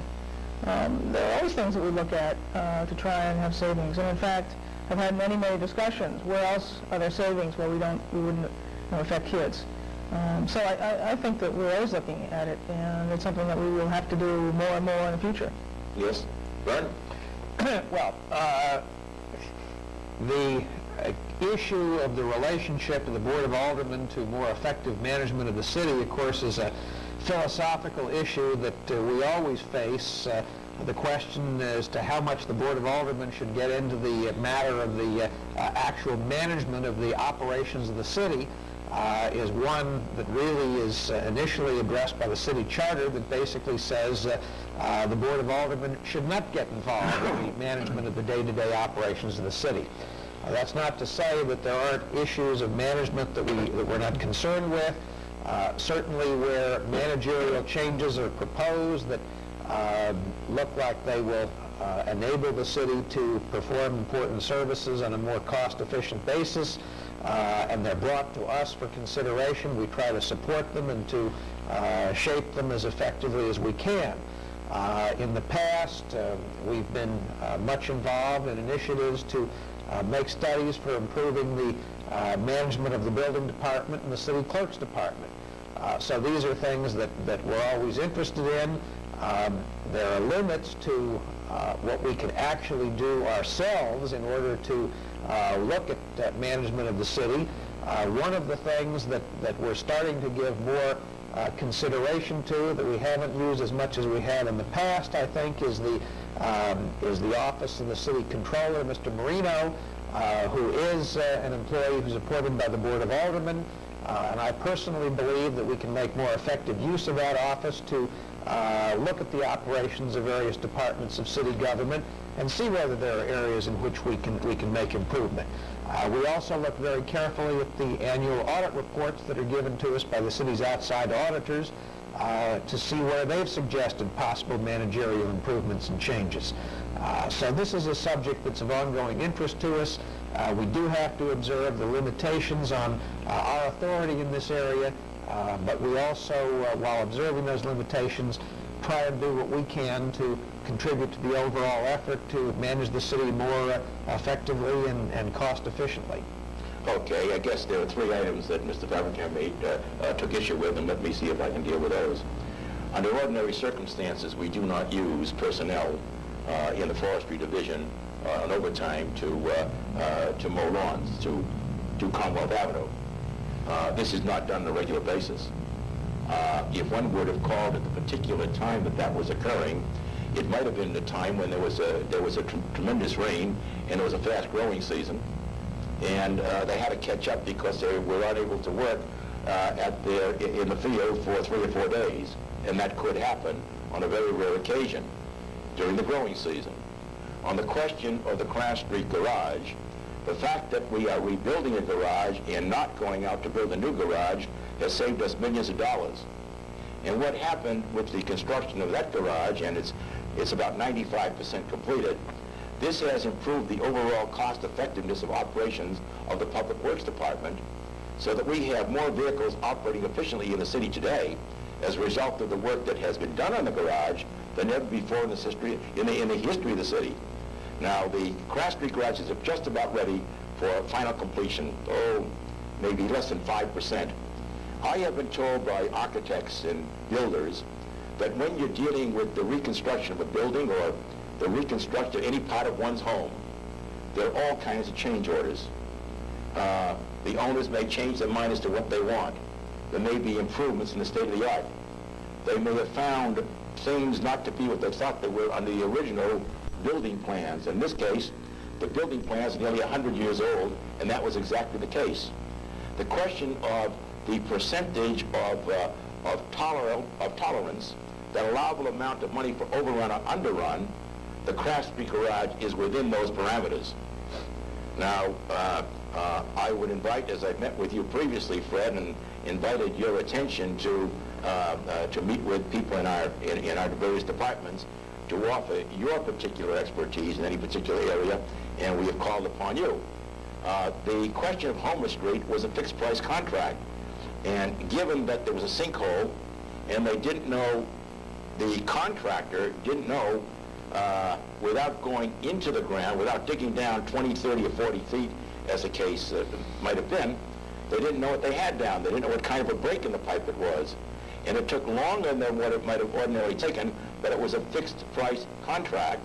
And the result has been an excellent one because the street has been repaired, the sidewalks improved, the curbing's replaced, and something that we didn't want, an unforeseen accident, not dissimilar to what happened over on Center Street when the water pipe exploded, owned by the MWRA, and the dispatch, the speed in which that was taken care of, along, Fred, with a couple of other breaks over at Mill Street and Franklin Street that you probably aren't aware of, that was taken care of by our Public Works Department in 2 or 3 days.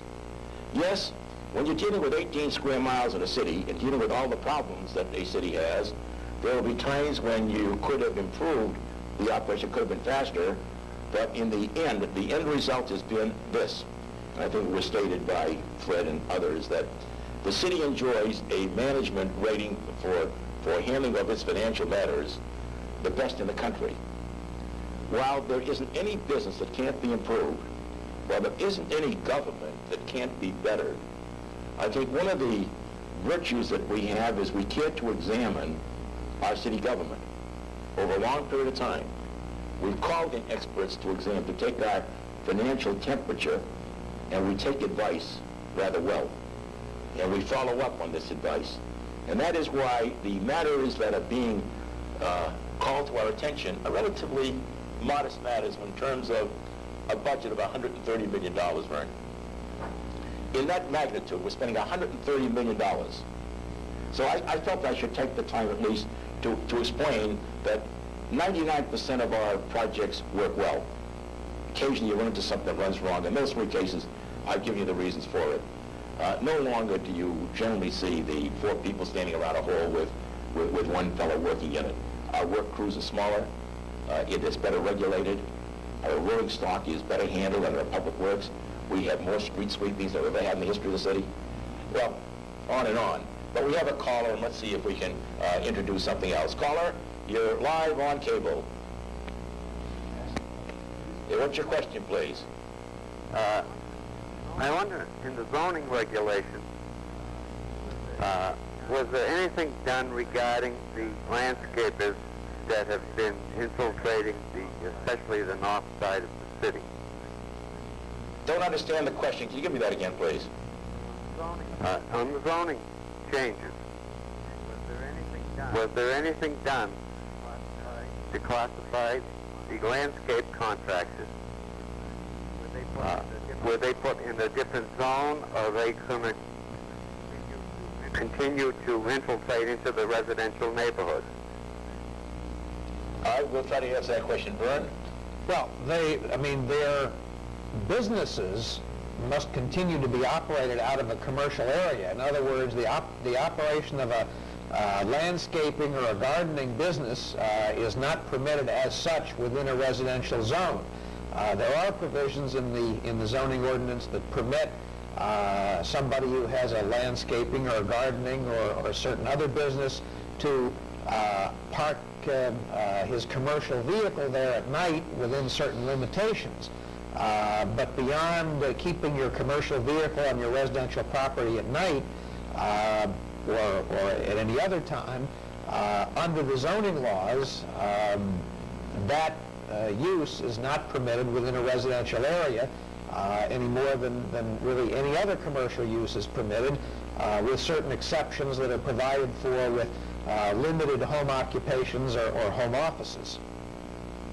Okay, in the face of increasing costs for health insurance, for trash disposal, for transportation, for a whole range of things over which we have no control, cutbacks in federal revenue, cutbacks in state revenue, how do you propose meeting the inflationary demands? Now, given that, let's take it as a given now, that there is some fat in the budget. Let's take that, give us some fat. Is the fat to the degree that we're talking about in terms of necessary funds that we must meet in terms of the costs that I've just suggested? In other words, health insurance is up something like 16%, nearly $2 million. The school department has to pay $1 million. Chapter 766 is up over $1 million. Our disposal costs are up $2 million. Inflation is up 5%. Now, I would say after the number of years that I've been looking at budgets, and Vern has, and you have, that we just about, whatever fat is in there, has just about been taken care of. It's just about taken care of. We have been innovating, there have been management techniques that are innovated, things have been in terms of computers, state-of-the-art, but the items I've just suggested to you, Joe, is more money than we can levy permissibly under Proposition 2.5. No, I just want to say that I don't really want higher taxes. But it feels to me that there are a lot of people in this community who could pay a little more. There are some bigger businesses who could pay some more. And it feels to me that if you could raise the taxes and at the same time really concentrate on getting the money, whatever added money there is, towards programs that help those people who have a hard time for one reason or another staying in this community, whether it's because of old age or sickness, children who have special needs, get to those problems and put the money in those programs. I think we can afford to spend a little bit more and help out those people in need. I'd hate to see us be a city of wealthy people. Just, pinching pennies. Yeah. Joe? Well, we have a Clause 18 that does address those matters. And although I don't consider myself an authority on it, I was on a committee appointed by you, Mr. Mayor, to study Clause 18 and to see what we could do about it, and the report is a matter of public record. What is Clause 18? Clause 18 allows a tax excusal, if I can say it that way, to someone because of age, infirmity, or poverty. Need. It's based, it's need-driven. Right. And so a mechanism for what you've just said is in effect. And it's also another one, Clause 41A. Yes. Any person over 65 years of age under quite liberal income limits is entitled to defer taxes forever, depending upon the value of the home, up to 50% of the fair market price of the house. Well, that's great. This exists. I think But we can, you know... There are ways we can help those, but you also said we should have some businesses pay more money. Well, I think residents, I think the tax rate should be higher. Well, I think that what's happened is the higher your income, the smaller percentage of taxes you pay.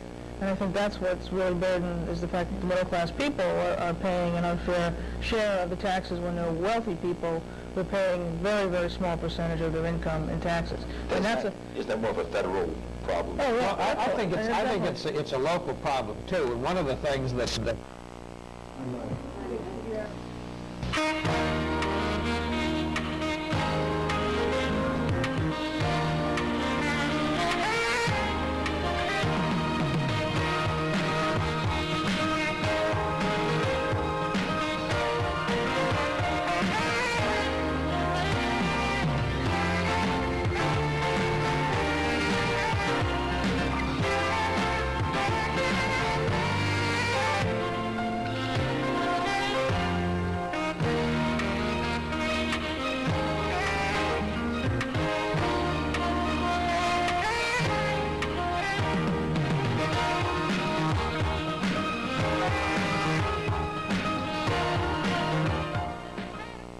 Ted Mann, the City of Newton, and welcome you here this evening to discuss with you, with our guests, just what is happening on the waterfront.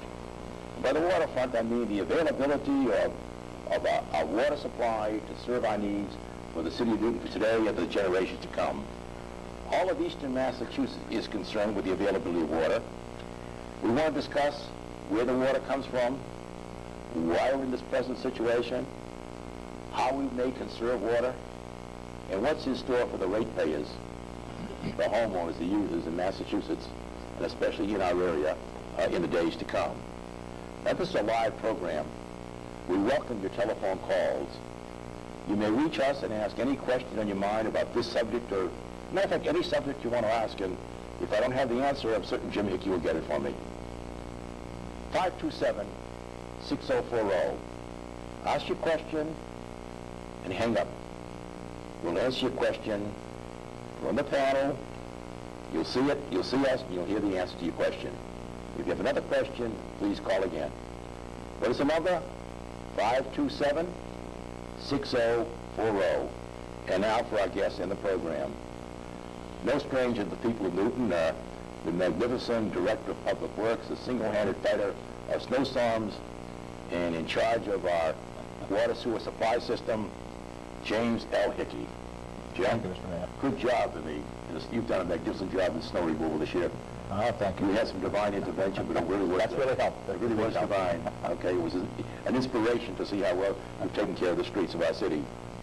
And to my left is Claudia Smith from the MWRA, and she is the conservation expert.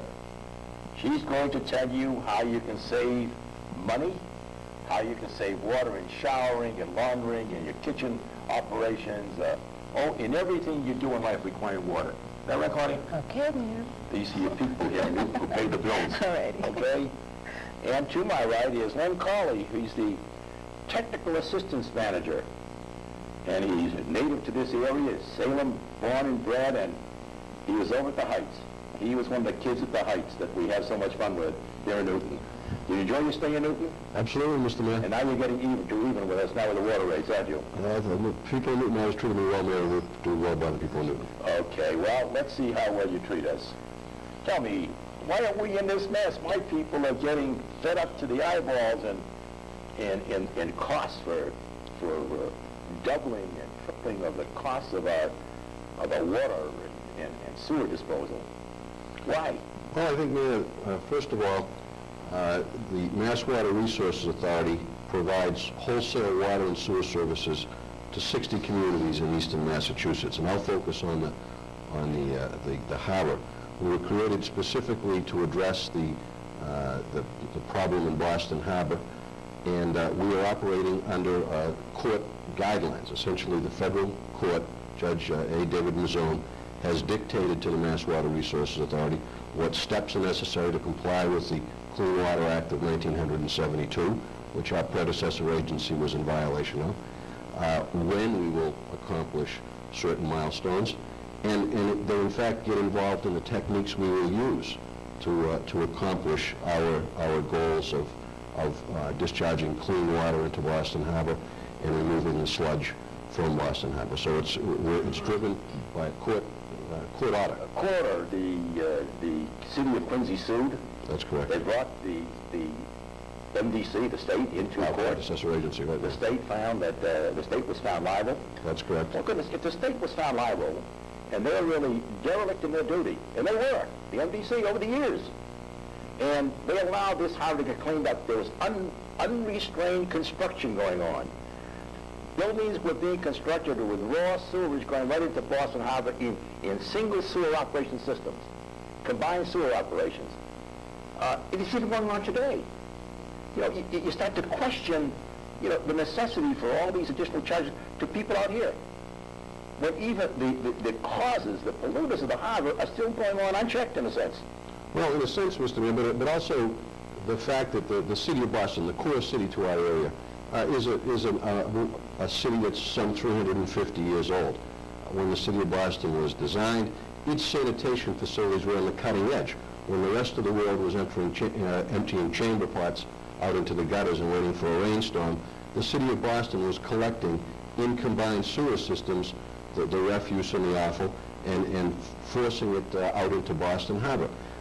The fact that we didn't maintain that edge, we had the technological edge, probably speaks more to the fact that we had an infrastructure that people persisted in using instead of going out and finding new solutions. So the city of Newton was part of Boston, as you know, and we were founded here at the same time, approximately 1630, and we have separated sewers. Our people paid the cost of having a separate water and sewer system, so we don't surcharge. Is that the correct? We don't surcharge, basically in a storm. Is that it, Jim? We shouldn't, unless there's some infiltration coming into the lines. Normally, our lines are totally separate, so when the storm water is not running out, except if it's coming into a leak in the So that Boston and Cambridge, I guess, and Somerville are three communities that still have, and Quincy, who brought us to court.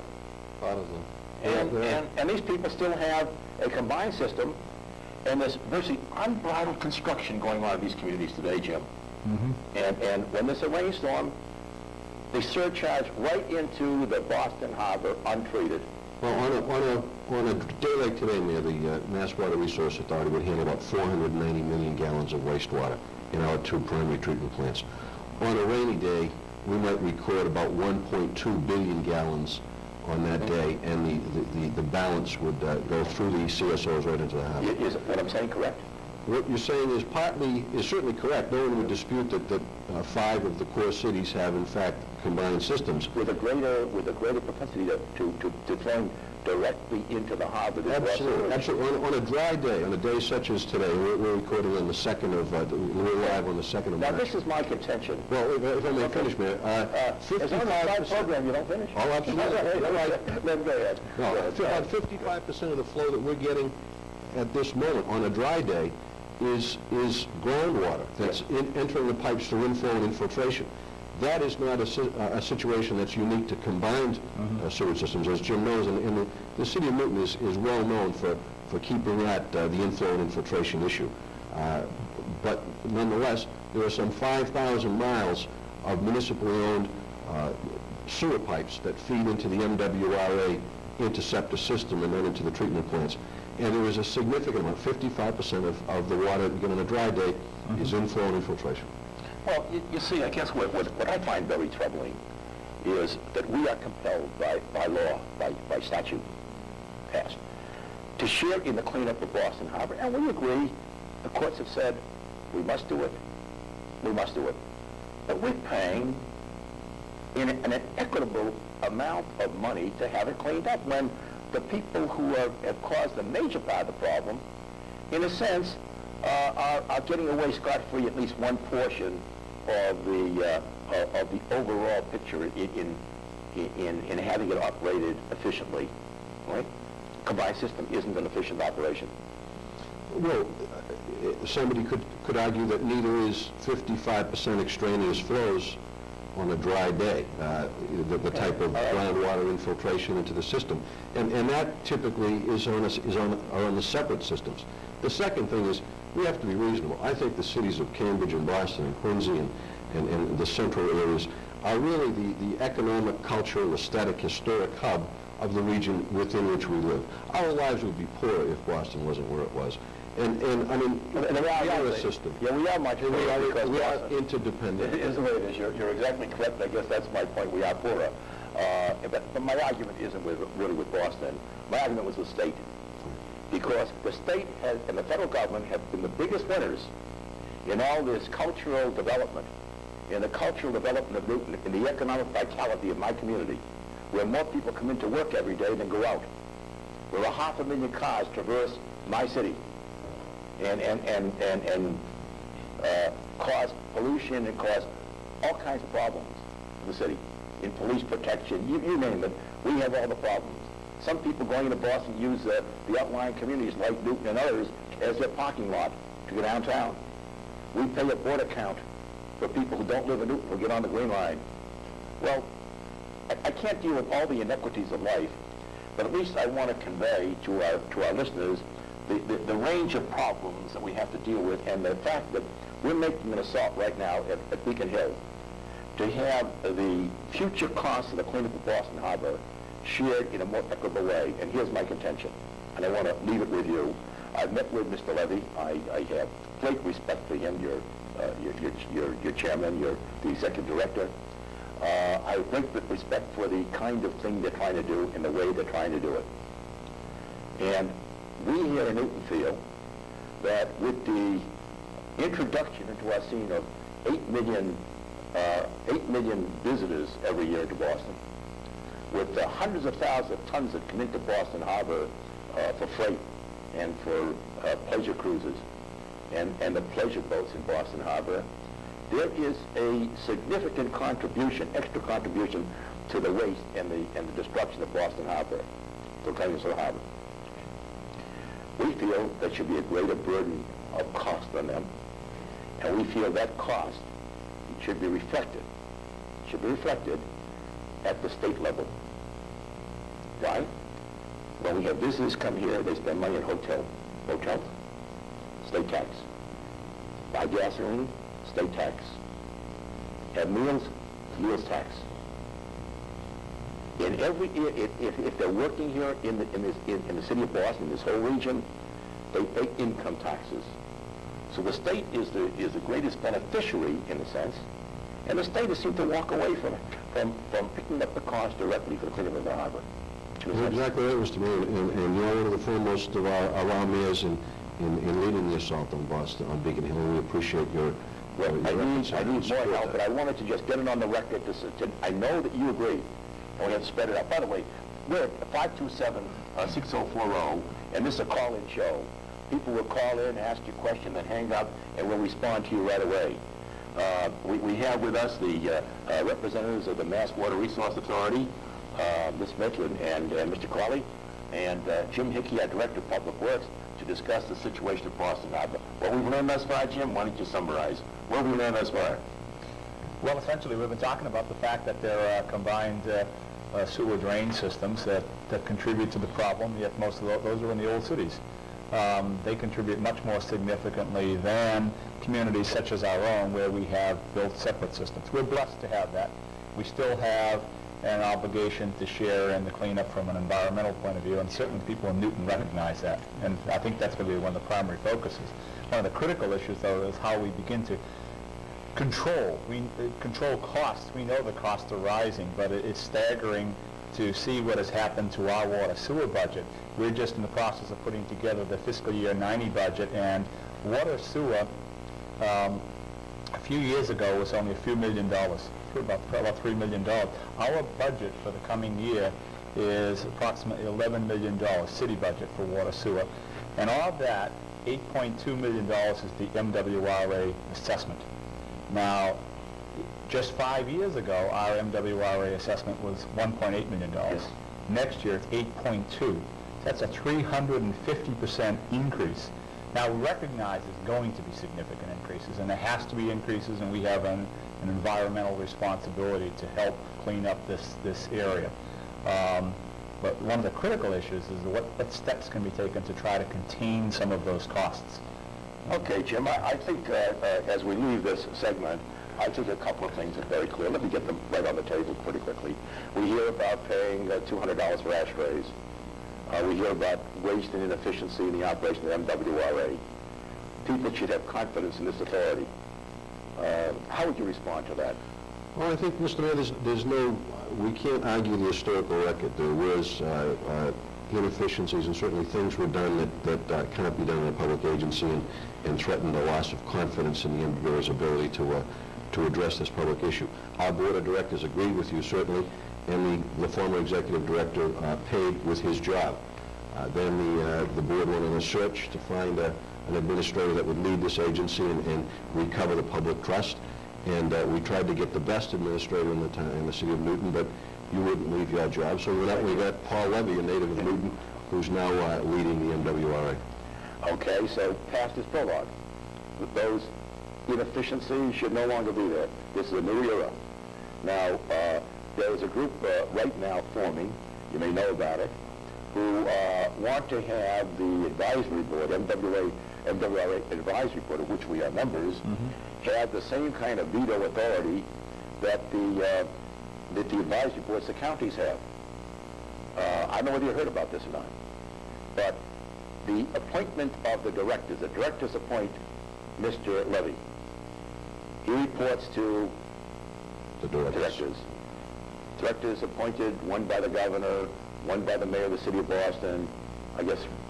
Three by the governor, which is the Secretary of Environmental Affairs, who serves ex officio as chairman. Yes. One representative of the Connecticut River watershed, one representative of the Merrimack River watershed.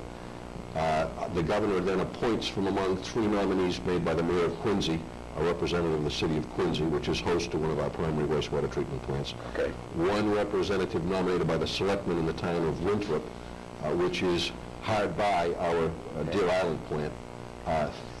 Then the mayor of Boston appoints three people, Boston being the home to Deer Island and many of our headworks and so forth. And then three members are elected by the advisory board. That gives us a total of 11 directors. 11 directors. Okay, and that's from 54 communities. It's 60 communities all 60 total. communities altogether. Okay, well, we'll get back to that in a moment. But meanwhile, we have a caller. Hi, caller, you're on open lines. Would you ask your question and then hang up and we'll give you your answer? Hi, your question, please. You're live, you're open line. Yes, Mr. Mayor, as a new homeowner, I'd like to know how the water rates and the sewer rates are going to react to with the Boston Harbor cleanup. Okay, we'll get you your answer. Just hang up now. Would you like to handle that, Lynn? Sure, Mayor. The current budget before the board of directors that we just discussed, the order-member board of directors, if that budget were adopted by our board of directors as presented by staff, it would result in the fiscal year 90 an increase of 43.4% on the combined sewer and water over fiscal year 89. What does that mean to us, Newton, in the average bill, Jim? The 43% increase in the average bill in Newton. Well, it could be going up. Last year we ran some figures. The average bill on a year would be running in excess of $300. So you'd be jumping for $440, roughly $440 increase. Yeah. Okay. You care to say something on that, Claudia? Well, Or would you like to tell us how we can save money now? well, I can tell you how to control some of your costs because there's no sense in paying for water that you're wasting. And I can enlighten folks here tonight of ways in which they can conserve water in their home. Each of us uses about 60 gallons of water a day, and we can reduce that use for many... Each of us, is each home or each person? Each person. Yes, a lot of people don't realize it, but we each use about 60 gallons of water a day, and we can reduce that usage by anywhere from 20 to 40%. About 75% of that is in the bathroom. And with the installation of water-saving shower heads and also retrofitting your toilet, which I can describe a little bit later, and putting on faucet aerators, you can reduce your use in a bathroom substantially, anywhere again from 20 to 40%. Of course, in the kitchen, you can also make some reductions by using the laundry and also your dishwasher only when full. And of course, there are habit changes. Primary to it all, though, is really identifying leaks, because a dripping faucet could waste up to 1,000 gallons a year. And gallons a year. How does that relate? Tell you what, let's hold this. We have a caller. Let's take this call right now. You're on live. Let's have your question, please. Will you ask your question, then hang up? Receive your answer. Hi, Ted Mann. Your question, please. You're live on Open Lines.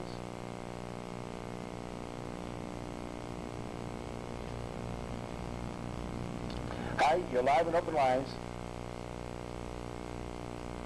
Caller, your question, please. Well, let's go on. There's a backup of calls coming in, and as they come in, I'll interrupt you for a moment, and we'll get to the calls. Okay? I hope you don't mind. No problem. Are we going to let's take a look at the boards, and then we can show people visually. Okay, you're on now. Okay.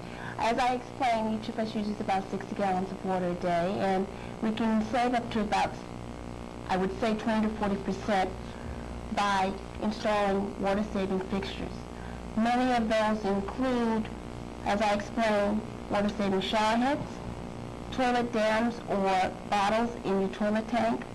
You can install aerators in your kitchen and your bathroom, and then also changing the habits. This chart indicates how water use is actually dispersed throughout the home. And if we each take some steps, we can look at these savings over the year. And I would say controlling costs would be one of the main objectives, as well as saving water, because as announced last week, we have a drought warning, and we are currently at 68%. The Quabbin, which is our reservoir, which supplies water to us all, is at 68% capacity. And we all must be warned of the fact that if we continue excessive use, then we're going to run into a very drastic situation, an emergency water supply situation. Well, Jim, you're assisting in this. We sent out letters, communications from all the people in the city about finding leaks and about how they... But you've been doing that. The city of Newton's been doing that for a while.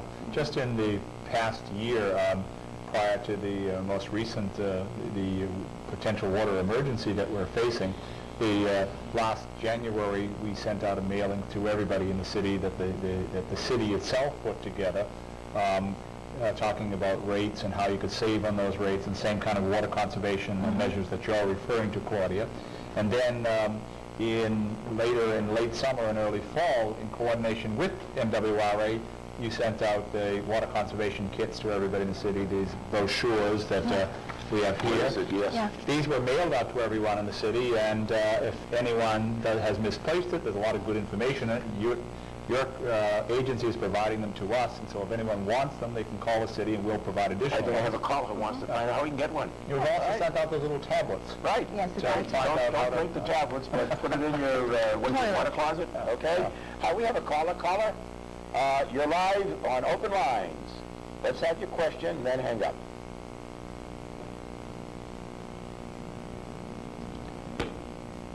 There you go. You're on Open Lines. Your question, please.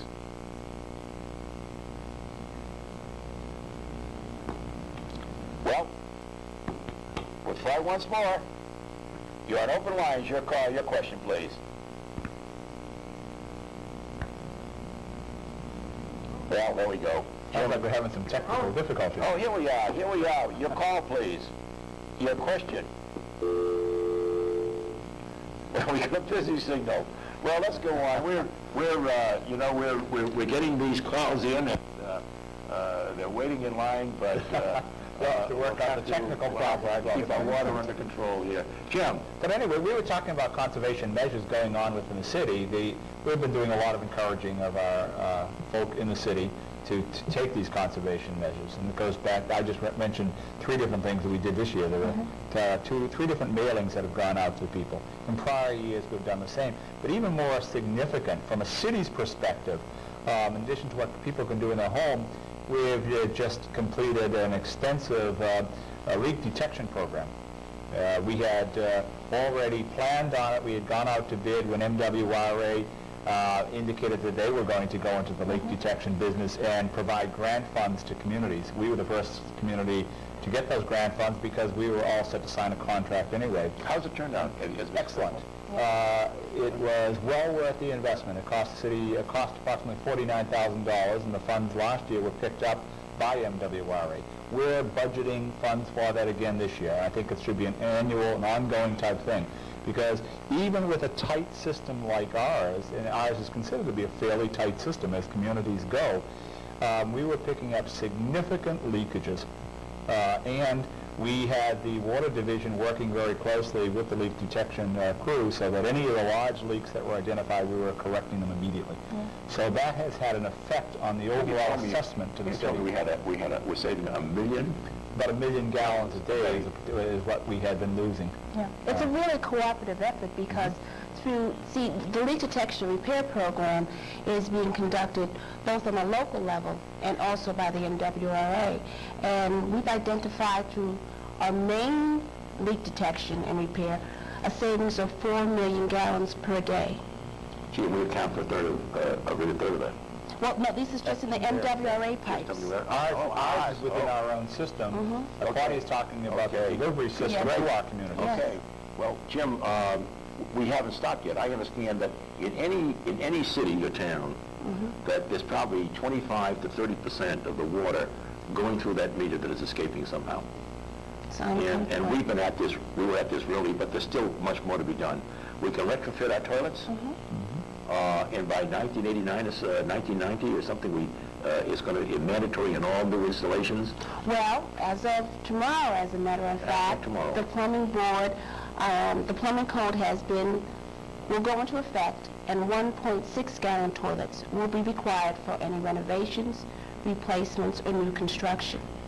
Tell me about that 1.6 gallon toilets. That means that closet that's behind the toilet, the seat, is that closet? No, not just a closet, but the entire toilet. In 1980, the plumbing code required a 3.5 gallon toilet. Prior to that was a 5 to 7 gallon toilet. How much does each flush use? In a regular toilet? Yes. As of 1980, each flush would use 3 to 5 gallons per flush. 3.5 gallons per flush. So most of the older ones would be 5 gallons. Okay, we have a caller who's, I hope we flush them out this time. Caller, you're live. Your question, please. You're on open lines now. Your question, please. Caller? You're on open lines. Lost it again. Well, another one flushed out 3.5. Maybe they got him now. Here we go. Here we go. You're on open lines next year. Well, there we go. Okay, next year. So, as we were saying, prior to 1980, our toilets were using 5 to 7 gallons. At 1980, the plumbing code required 3.5 gallons, and as of tomorrow, the code will require 1.6 gallon toilets. And that will reduce water use tremendously in the bathroom. Because right now, I mean, toilets use about 38%. If you put a substance, not a brick, but not a brick, in your water closet, the new toilets will have water closets also. Okay? But the tank will be smaller. Yes, the tank will be smaller, and the fixtures within the tank will allow for the increased flushing velocity that you need. You will not need to put any bottles or dams or apparatuses inside. Okay. What would you recommend as a quickie now for people that have the old toilets, the old water closets? Okay. What would you put in? There's a couple of methods that you can take. You can use a quart container, like a soda bottle, put some rocks in the bottom of that, fill it up with water, and you can displace 1 to 2 quarts of water per flush. Or there are toilet dams, 1 or 2 of these, which you can find in your hardware stores. If you place these in your toilet tank, you can displace 1 to 2 gallons of water per flush. So you can reduce the amount of water in your tank per flush by taking these few easy steps, one or the other, a quart or using this dam and displacing 1 to 2 gallons. Where is in a residential in your residential experience, where is most of the water used? In the bathroom. In the bathroom. Specifically, is it in the toilet or is it the shower? The toilet is the biggest water guzzler in the entire house. Next, you go into your shower. And what does average shower use? Now, average shower use, you can run your shower 5 to 7 gallons per minute. Comes out of that shower head if you have an old shower head. If you get a low flow or water-saving shower head, one of which I have right here. Okay. Let me take this out. You can save anywhere from 20 to 40 gallons in a 10-minute shower. 20 to 40 gallons. Jim, have you worked this out to a price per gallon? No, we haven't, but it would be very price per gallon, anybody? Gosh, it's about $569 for 1 million gallons. Anybody's quick mentally, yeah. 22. Okay. You have to really look at it over a long period of time. Over a long pull, obviously, it's going to save money. Is this very expensive? No, I would say that with a dam and with your shower head and aerators for a 1.5 bathroom home, you would spend anywhere from $10 to $15. If you want to get into a higher quality type, this is a real good product. I see. It's basic. Any hardware store? There are hardware stores locally here in Newton, and then there are the major stores like Grossman's and Sherman's, who we've been working with to encourage them to stock these devices. Okay. Suppose National Lumber's here too, National Lumber is done. And what's unique about this shower head is that there's an on and off switch. So while you're shampooing or what have you, you can always turn off the shower while keeping the water running so you can maintain the same temperature, and then click it back on. That's neat. Okay, caller, we have a question now. Let's hope we can get this caller through. Hi, you're on open lines. Your question, please. I'm going to give up the callers. I wish to ask a question related to a point that Waltham City Councilor Paul Junta made in the local press. His point was that a project of fixed costs are not related to the use of water. Does that question... Mayor, could you restate the question? I'm not sure that I understood. Basically, I think I read the article in the newspaper today. Paul is our city engineer. Right. Essentially, I think what he was raising was the issue of that you have basic overhead in MWRA, and that if communities conserve water, does that not mean that since you have to support that basic overhead, that the rates that MWRA charges member communities will eventually have to go up? Right.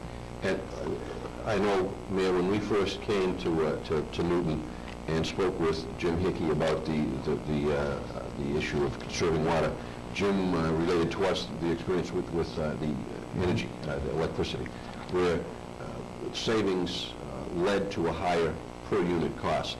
And it's true. Certainly, the MWA has fixed costs which won't go away, which have to be recovered each year, no matter how much water we sell.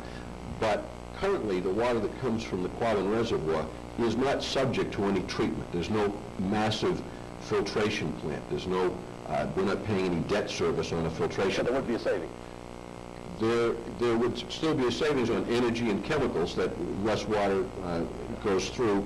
We put in less fluoride, for instance, less aside from the conservation of saving the water, less energy to pump that water, so there are savings there. On the fixed overhead, that's right, we have to recover that regardless.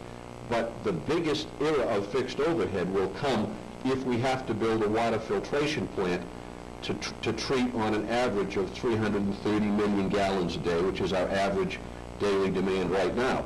If throughout the district people conserve, not just in the city of Newton, but throughout the district, and that's what we're encouraging and what in fact DEQE with this water emergency may require, the average demand will go down. The water filtration plant that we may be forced to build as a result of the regulations on the Safe Drinking Water Act will be smaller, with consequently a smaller mortgage, if you will, lower fixed cost. So saving water now will save you money now and will also allow you to save more money in the future if we have to build a water filtration plant. But the rate itself could be going up as you're selling less water to support that overhead. But I think the critical thing that we got to keep reminding people, and all of us have to keep reminding ourselves about, is that there's two pieces: there's the environmental piece and the economic piece, and that all of us as responsible citizens have to try to do what we can to preserve this environmental resource. Therefore, we should be conserving. But over and above that, even if your rates go up, I, as an individual homeowner or water user, can still save on my water bill if I'm willing to take those extra conservation measures. So even if the rates are going up, there's always the potential for individual basis for the persons to save. That's correct. By being careful. We're all on board. So caller, let's have your question. You're live on cable. Yes, hello. Hello. Your question. Hello. Yes, Mayor. Yes. Hello. Yes, your question, please. Yeah, I travel around Newton quite a bit, and I see a lot of automatic sprinklers on, like 2 or 3 days after it's been raining, 2 or 3 days, or, you know, after, or while it's raining, and people have their automatic sprinklers on. I wonder if there's any action that can be taken to cut back on this use. Yes, I'll let Jim Hickey answer that more in detail, but within a very few days, we're going to have a water conservation program delivered to the MWRA as is required by the authority. But Mr. Hickey has a whole series of initiatives that he'll tell you about. Well, sprinkler systems, unless there's a ban on the use of water, if they're used appropriately, can be an asset, and they can be used in a water conservation effort. Unless watering of lawns is being restricted, if they're properly set and properly timed, and you have the sprinkler system going on at the right time, you can actually cut down on the amount of water that's being used rather than by moving the lawn sprinkler all around the yard. Unfortunately, I think at times some people set them on automatically, and they're going on, as this gentleman has referred to, whether or not the conditions warrant. So you have it not only the sprinkler going off at early hours in the morning on an extremely dry period when it might be necessary, but if we're running into a rainy period, I've seen the same thing the gentleman has referred to. The sprinklers are going on during the rainy period. They're all set on timers. That is a waste. Will you be looking at this, your people driving the city, and people calling your office or the citizen assistance office? Yes. We will respond to those situations where there is waste, and we will seek conservation. We will seek voluntary conservation, whether or not there is a water shortage. Whether or not there's a water shortage. Mm-hmm. So, Jim, that's part of your program. Well, this year, in the spring and summer, the whole thrust of the MWRA campaign this year, and for your bill inserts, Jim, we're going to be focusing on outdoor water conservation. We're encouraging people to actually water after dark, because when you're watering your lawn during the height of the day, 4 times of that water is lost 4 times faster to evaporation. And under very hot conditions, or when there's wind or what have you, it can increase up to 10 times faster that water is lost to evaporation. So we're trying to encourage people to water at nighttime or after the sun has gone down, and keeping in mind the 1-inch rule.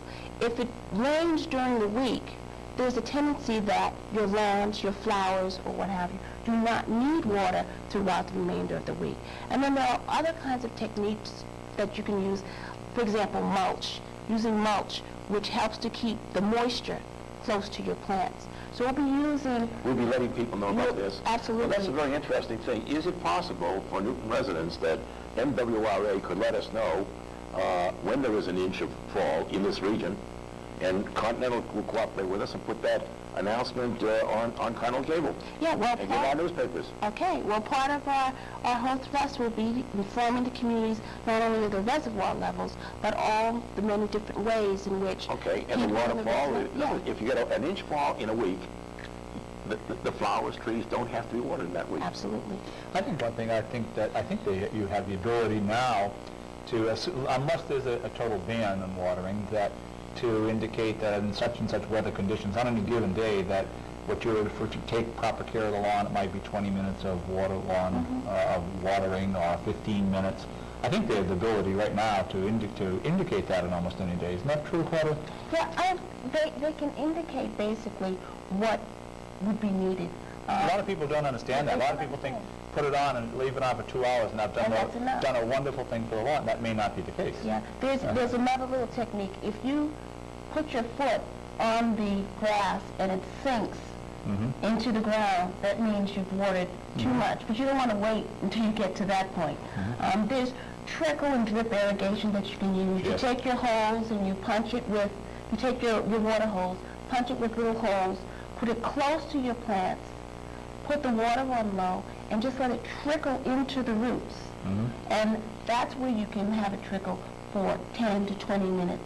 Check for the moisture, and once everything is well, soaked, then you can basically turn it off.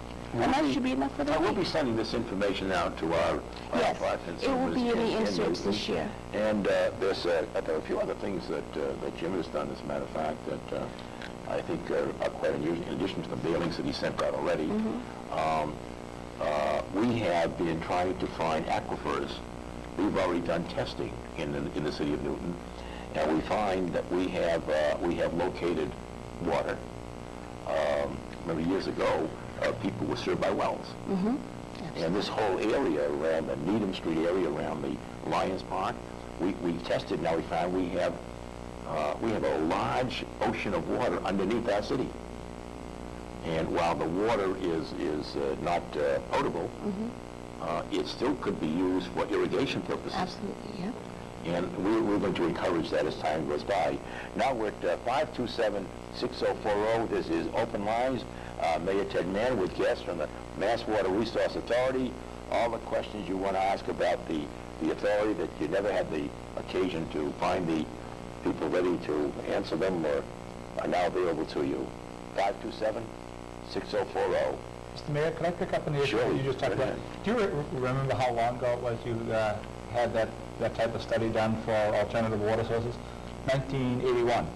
Was that it? 1981, that I remember you coming into a project review team meeting and saying, shouldn't we be looking now because at some point in the future there may be a water shortage. And we should be doing this. Was prior to MWRA coming into existence, or NBC wasn't even encouraging that at the time. And we went out and hired a consultant company, I think it was Goldberg Zoino who did that work, and did drilling of wells, test borings throughout the city. I let Jim out with, what do you call it, divining work? Well, What do you call it? a little more advanced. Right. Yeah. But we picked up that there are some potential sites in the city, most especially. We talked about it last week, as a matter of fact, at the department heads meeting, to find out how we could take care of Lions Park and a few other areas. There are 2 or 3 areas that have irrigation systems. And if we really want to do a job, and of course that water filters right back into the city, goes back in the ground. It's not lost. And in that filtration system, it is beneficial, I believe. Well, do you get brownie points for this with the MWRA?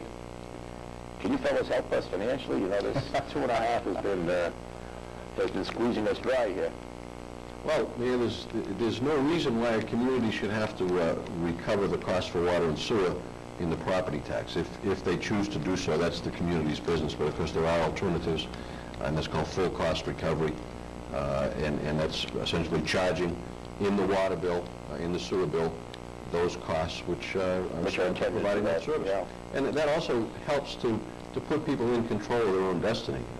If you and I live right next door to one another in similar sized houses and so forth, chances are we're going to pay the same amount in property tax. if I use 10 times the amount of water that you do, we're still going to pay the same for that water. The same portion of that property tax is going to go to it. Yeah. No. Well, I know, yes, it sounds right. Yeah, it does sound right. Well, you're doing something else now. At least you recommended to me and I adopted it. And we're giving discounts to people of low income. Well, you proposed it. You proposed it's coming up this next Thursday night. There's a public hearing before the Board of Aldermen on your proposal to provide a 30% discount to certain qualified elderly and other qualified persons, based essentially on the need qualifying for tax assistance programs, any of the tax deferral. The very poor of our community. The over 70, the people who qualify for assistance to being over 70, or being widowed, or people who qualify for deferring taxes.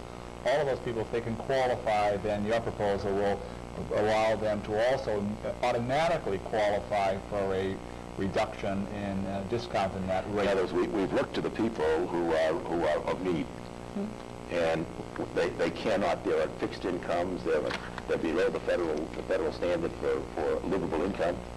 And in a city like Newton, would you believe it? We have some 9,000 persons under poverty guidelines in the city. We have 1,500 units of subsidized housing in the city. So that one's perception of what Newton is somewhat distorted until you get into the demographics of this community. And I know Jim is trying to help that part of our community. And through this meeting, we're trying to give everybody a broader look at how each of us, may help ourselves. And the final analysis, we're conserving water for the future. It's finite, isn't it? It's finite. And it's interesting. I'm glad that you are taking this perspective, because the MWRA is moving ahead with the same kinds of sensitivity. We also have a program for public housing and for subsidized housing. We are currently working with the state to get a major contract which will allow for subsidized housing units and public housing to go after the state for dollars to get retrofit devices.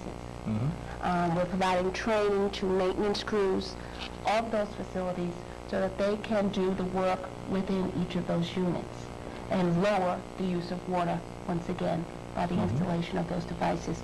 We're also working with industry, restaurants, laundromats, car washes, going through hitting every single sector of the market. What's going to happen to the car wash industry?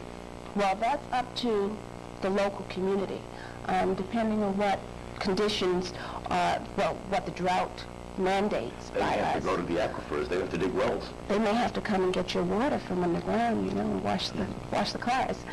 We don't have any car washes in the city. No commercial car washes. Yeah. So Jim, this one other thing. When people have swimming pools and have sprinkler systems that use more water, and there's a water sewer charge, what are we going to be doing about people who are separate meters and who may be avoiding the sewer charge?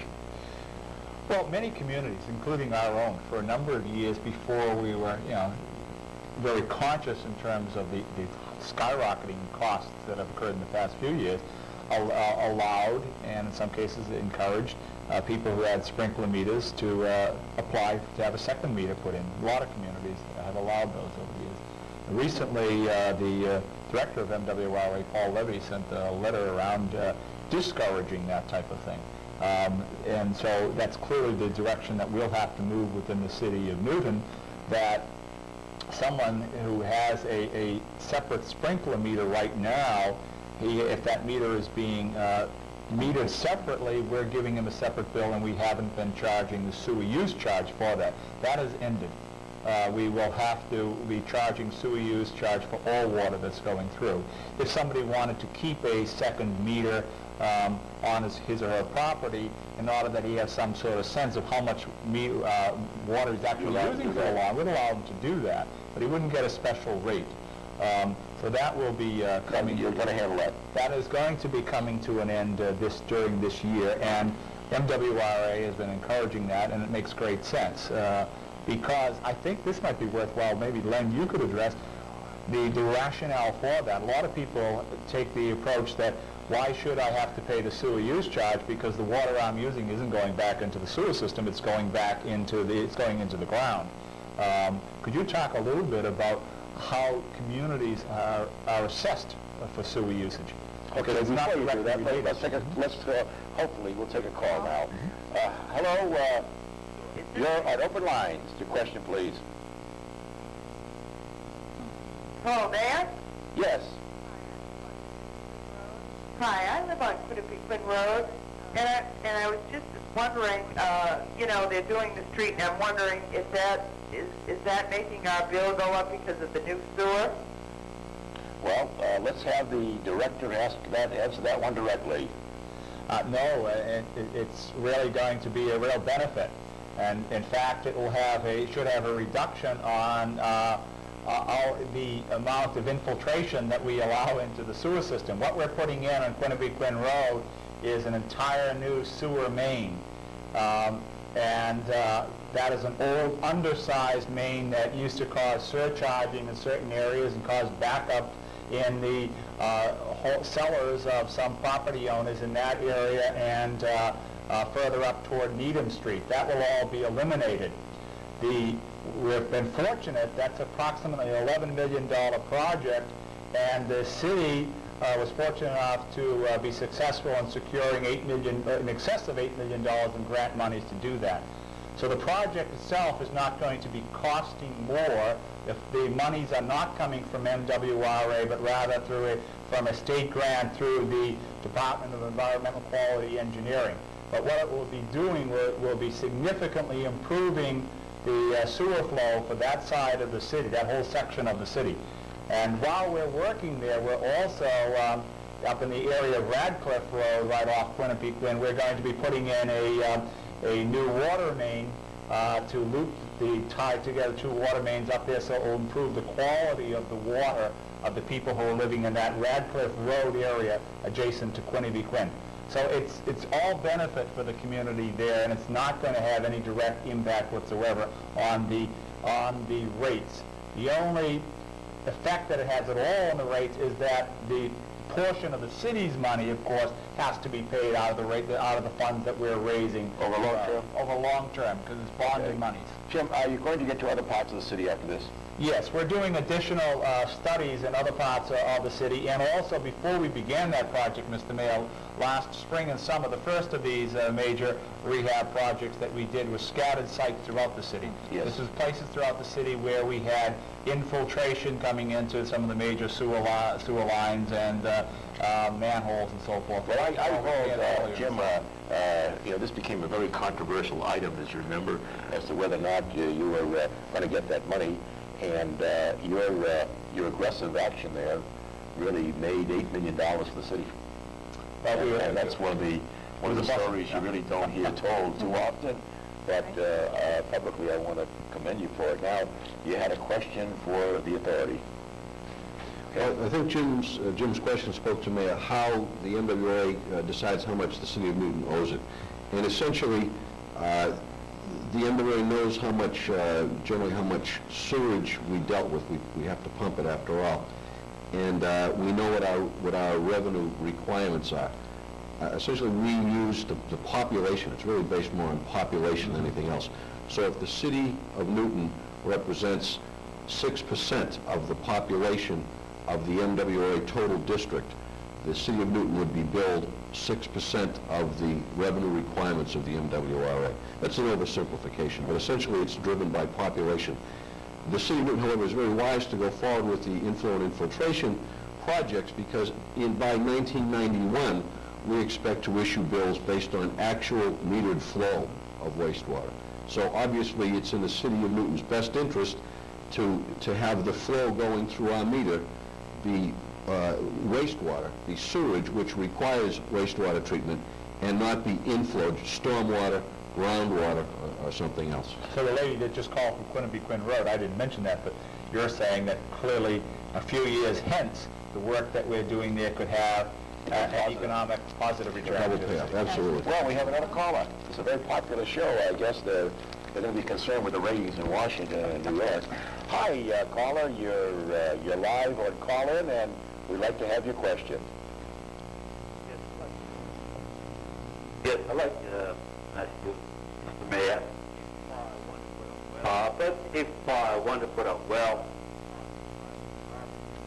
on my property, do I need a special permit? Well, the question is, you need a special permit to put a well on your property. I would say no, but I will have to, if the caller could please leave their name and number, I would have to call and check on that answer from a code perspective. all right. Let's get the answer directly from our city engineer. I presume the city engineer would be best informed on that issue. Or Jim, why don't we have him call you tomorrow? We could do that. Clearly, if you're putting in a well, you clearly have to clear one thing. You have to clear it with the Board of Health if you're talking about potable water. But if you're talking about water that would be used, say, for a lawn sprinkling, that might be a different situation. However, there clearly are a number of things you should be concerned about, that there'd be any potential ability for that water to contaminate the potable water. All right, call 552-7115. Whenever you're in doubt, call Jim Zigo, your Citizens Assistance Officer. We have 24-hour service here. If you call this number, 552-7115, and you have a problem and government doesn't respond, Jim Zigo, the potable ombudsman. 552-7115. So caller, if you call Jim Zigo, you'll get your answer. Thank you. Okay, now, we've got Save Water with the low flow shower head. I want to give you that back. And I wonder if you have any more tips for us about how to conserve. Okay, well, we've talked about saving in the kitchen, in the bathroom, and in the kitchen as well. Again, I would like to stress that only run the dishwasher when full. Only use the laundry when full.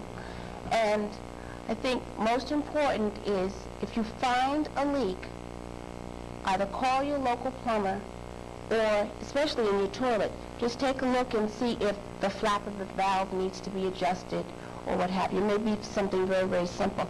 But if you find a leak, call your plumber and have it fixed, because the majority of us do have leaks in our homes and they go undetected. Okay, let's deal with leaks for a moment as we wind down this program.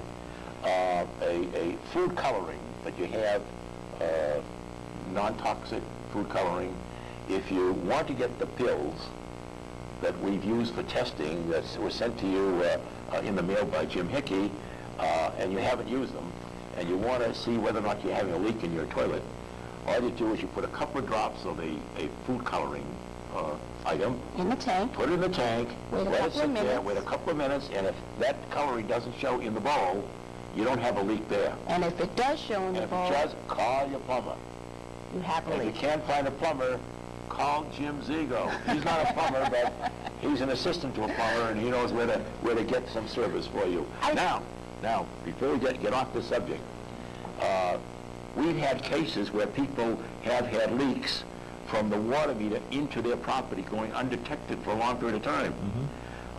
Mr. Hickey's bills go out with your charges on it, not his charge, but your charges, and these heavy charges, your charges, and people are told that they can't read the meter, and we send them out, or he sends them out for a period of,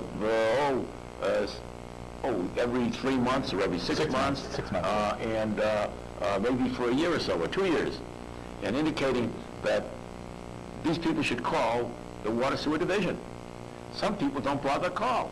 The consequence is that they built up an enormous water bill over these years because there has been a leak on the inside of that meter on their property. So, Jim, I think you'd want to caution people about that too. This waste that is detected by a non-recording of the meter.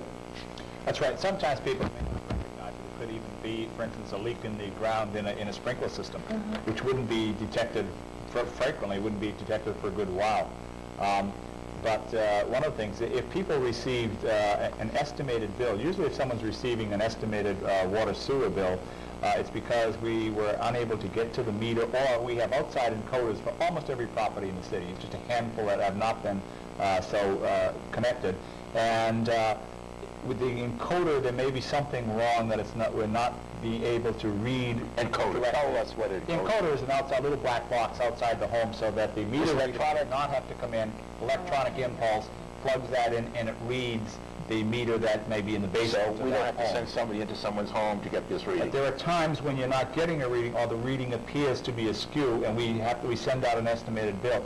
On the back of the water sewer bill, it says, if you're receiving an estimated bill, please call make an appointment so that we can come out and check that meter. Many people don't do that, and it could be very much to the individual's advantage to do so, because there could be a problem. There could be a leak that goes undetected. If we can get in, we may be able to help the homeowner to identify the fact that there is a problem that he or she then can go ahead and correct.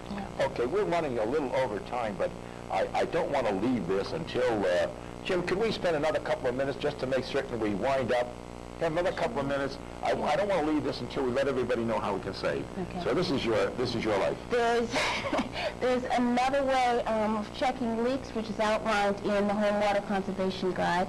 As Jim Hickey explained to you, they're available at the Public Works Department, or you can call the NWRA 242-SAVE, which is a fairly easy number to remember. 242-SAVE, S-A-V-E. Okay. Yes. And we have, along with the Home Water Conservation Guide, a series of materials. We also have a piece on outdoor gardening, so that if you didn't catch all the kinds of information that was presented here tonight on how to water your gardens, we have an outdoor gardening piece that's also available for you. And I hope, Mr. Mayor, that the Newton school children will get involved in our 7th annual water conservation poster contest that we're inviting young people to participate in, and I'm sure you're aware of our annual poster contest. We just have so many different materials, and I encourage all of you to call 242-SAVE, and of course you can call your Director of Public Works, Mr. Hickey, and he too can provide you with information that you need to conserve water. It's a precious resource and we need it for the future. Thank you very much. Now, before we leave, just that we've all learned what infrastructure is. That was a very hard word of this generation to learn. Now, there's a new buzzword on the scene, sludge. You keep people confused about what is sludge. We'll wind up, Jim. We're going to have another minute or two. I want the people to know what sludge is and what it means and what you're doing to get rid of it. And you want to assure me that we're not polluting the Charles River with the location of a sludge plant on the banks of the Charles in Walpole. Well, Mr. Mayor, sludge is essentially that material which settles out of sewage. If you took a jar full of sewage and let it sit for a couple of minutes, everything that was on the bottom of that jar after a couple of minutes, that's sludge. The MWRA intends to use it as compost, to market it as compost or soil additive. We are Given that's waste, that is the waste coming out of households. That's most of the waste coming out of households. All kinds of waste. Absolutely. That's So anything that falls out that would settle out in a glass of in a jar full of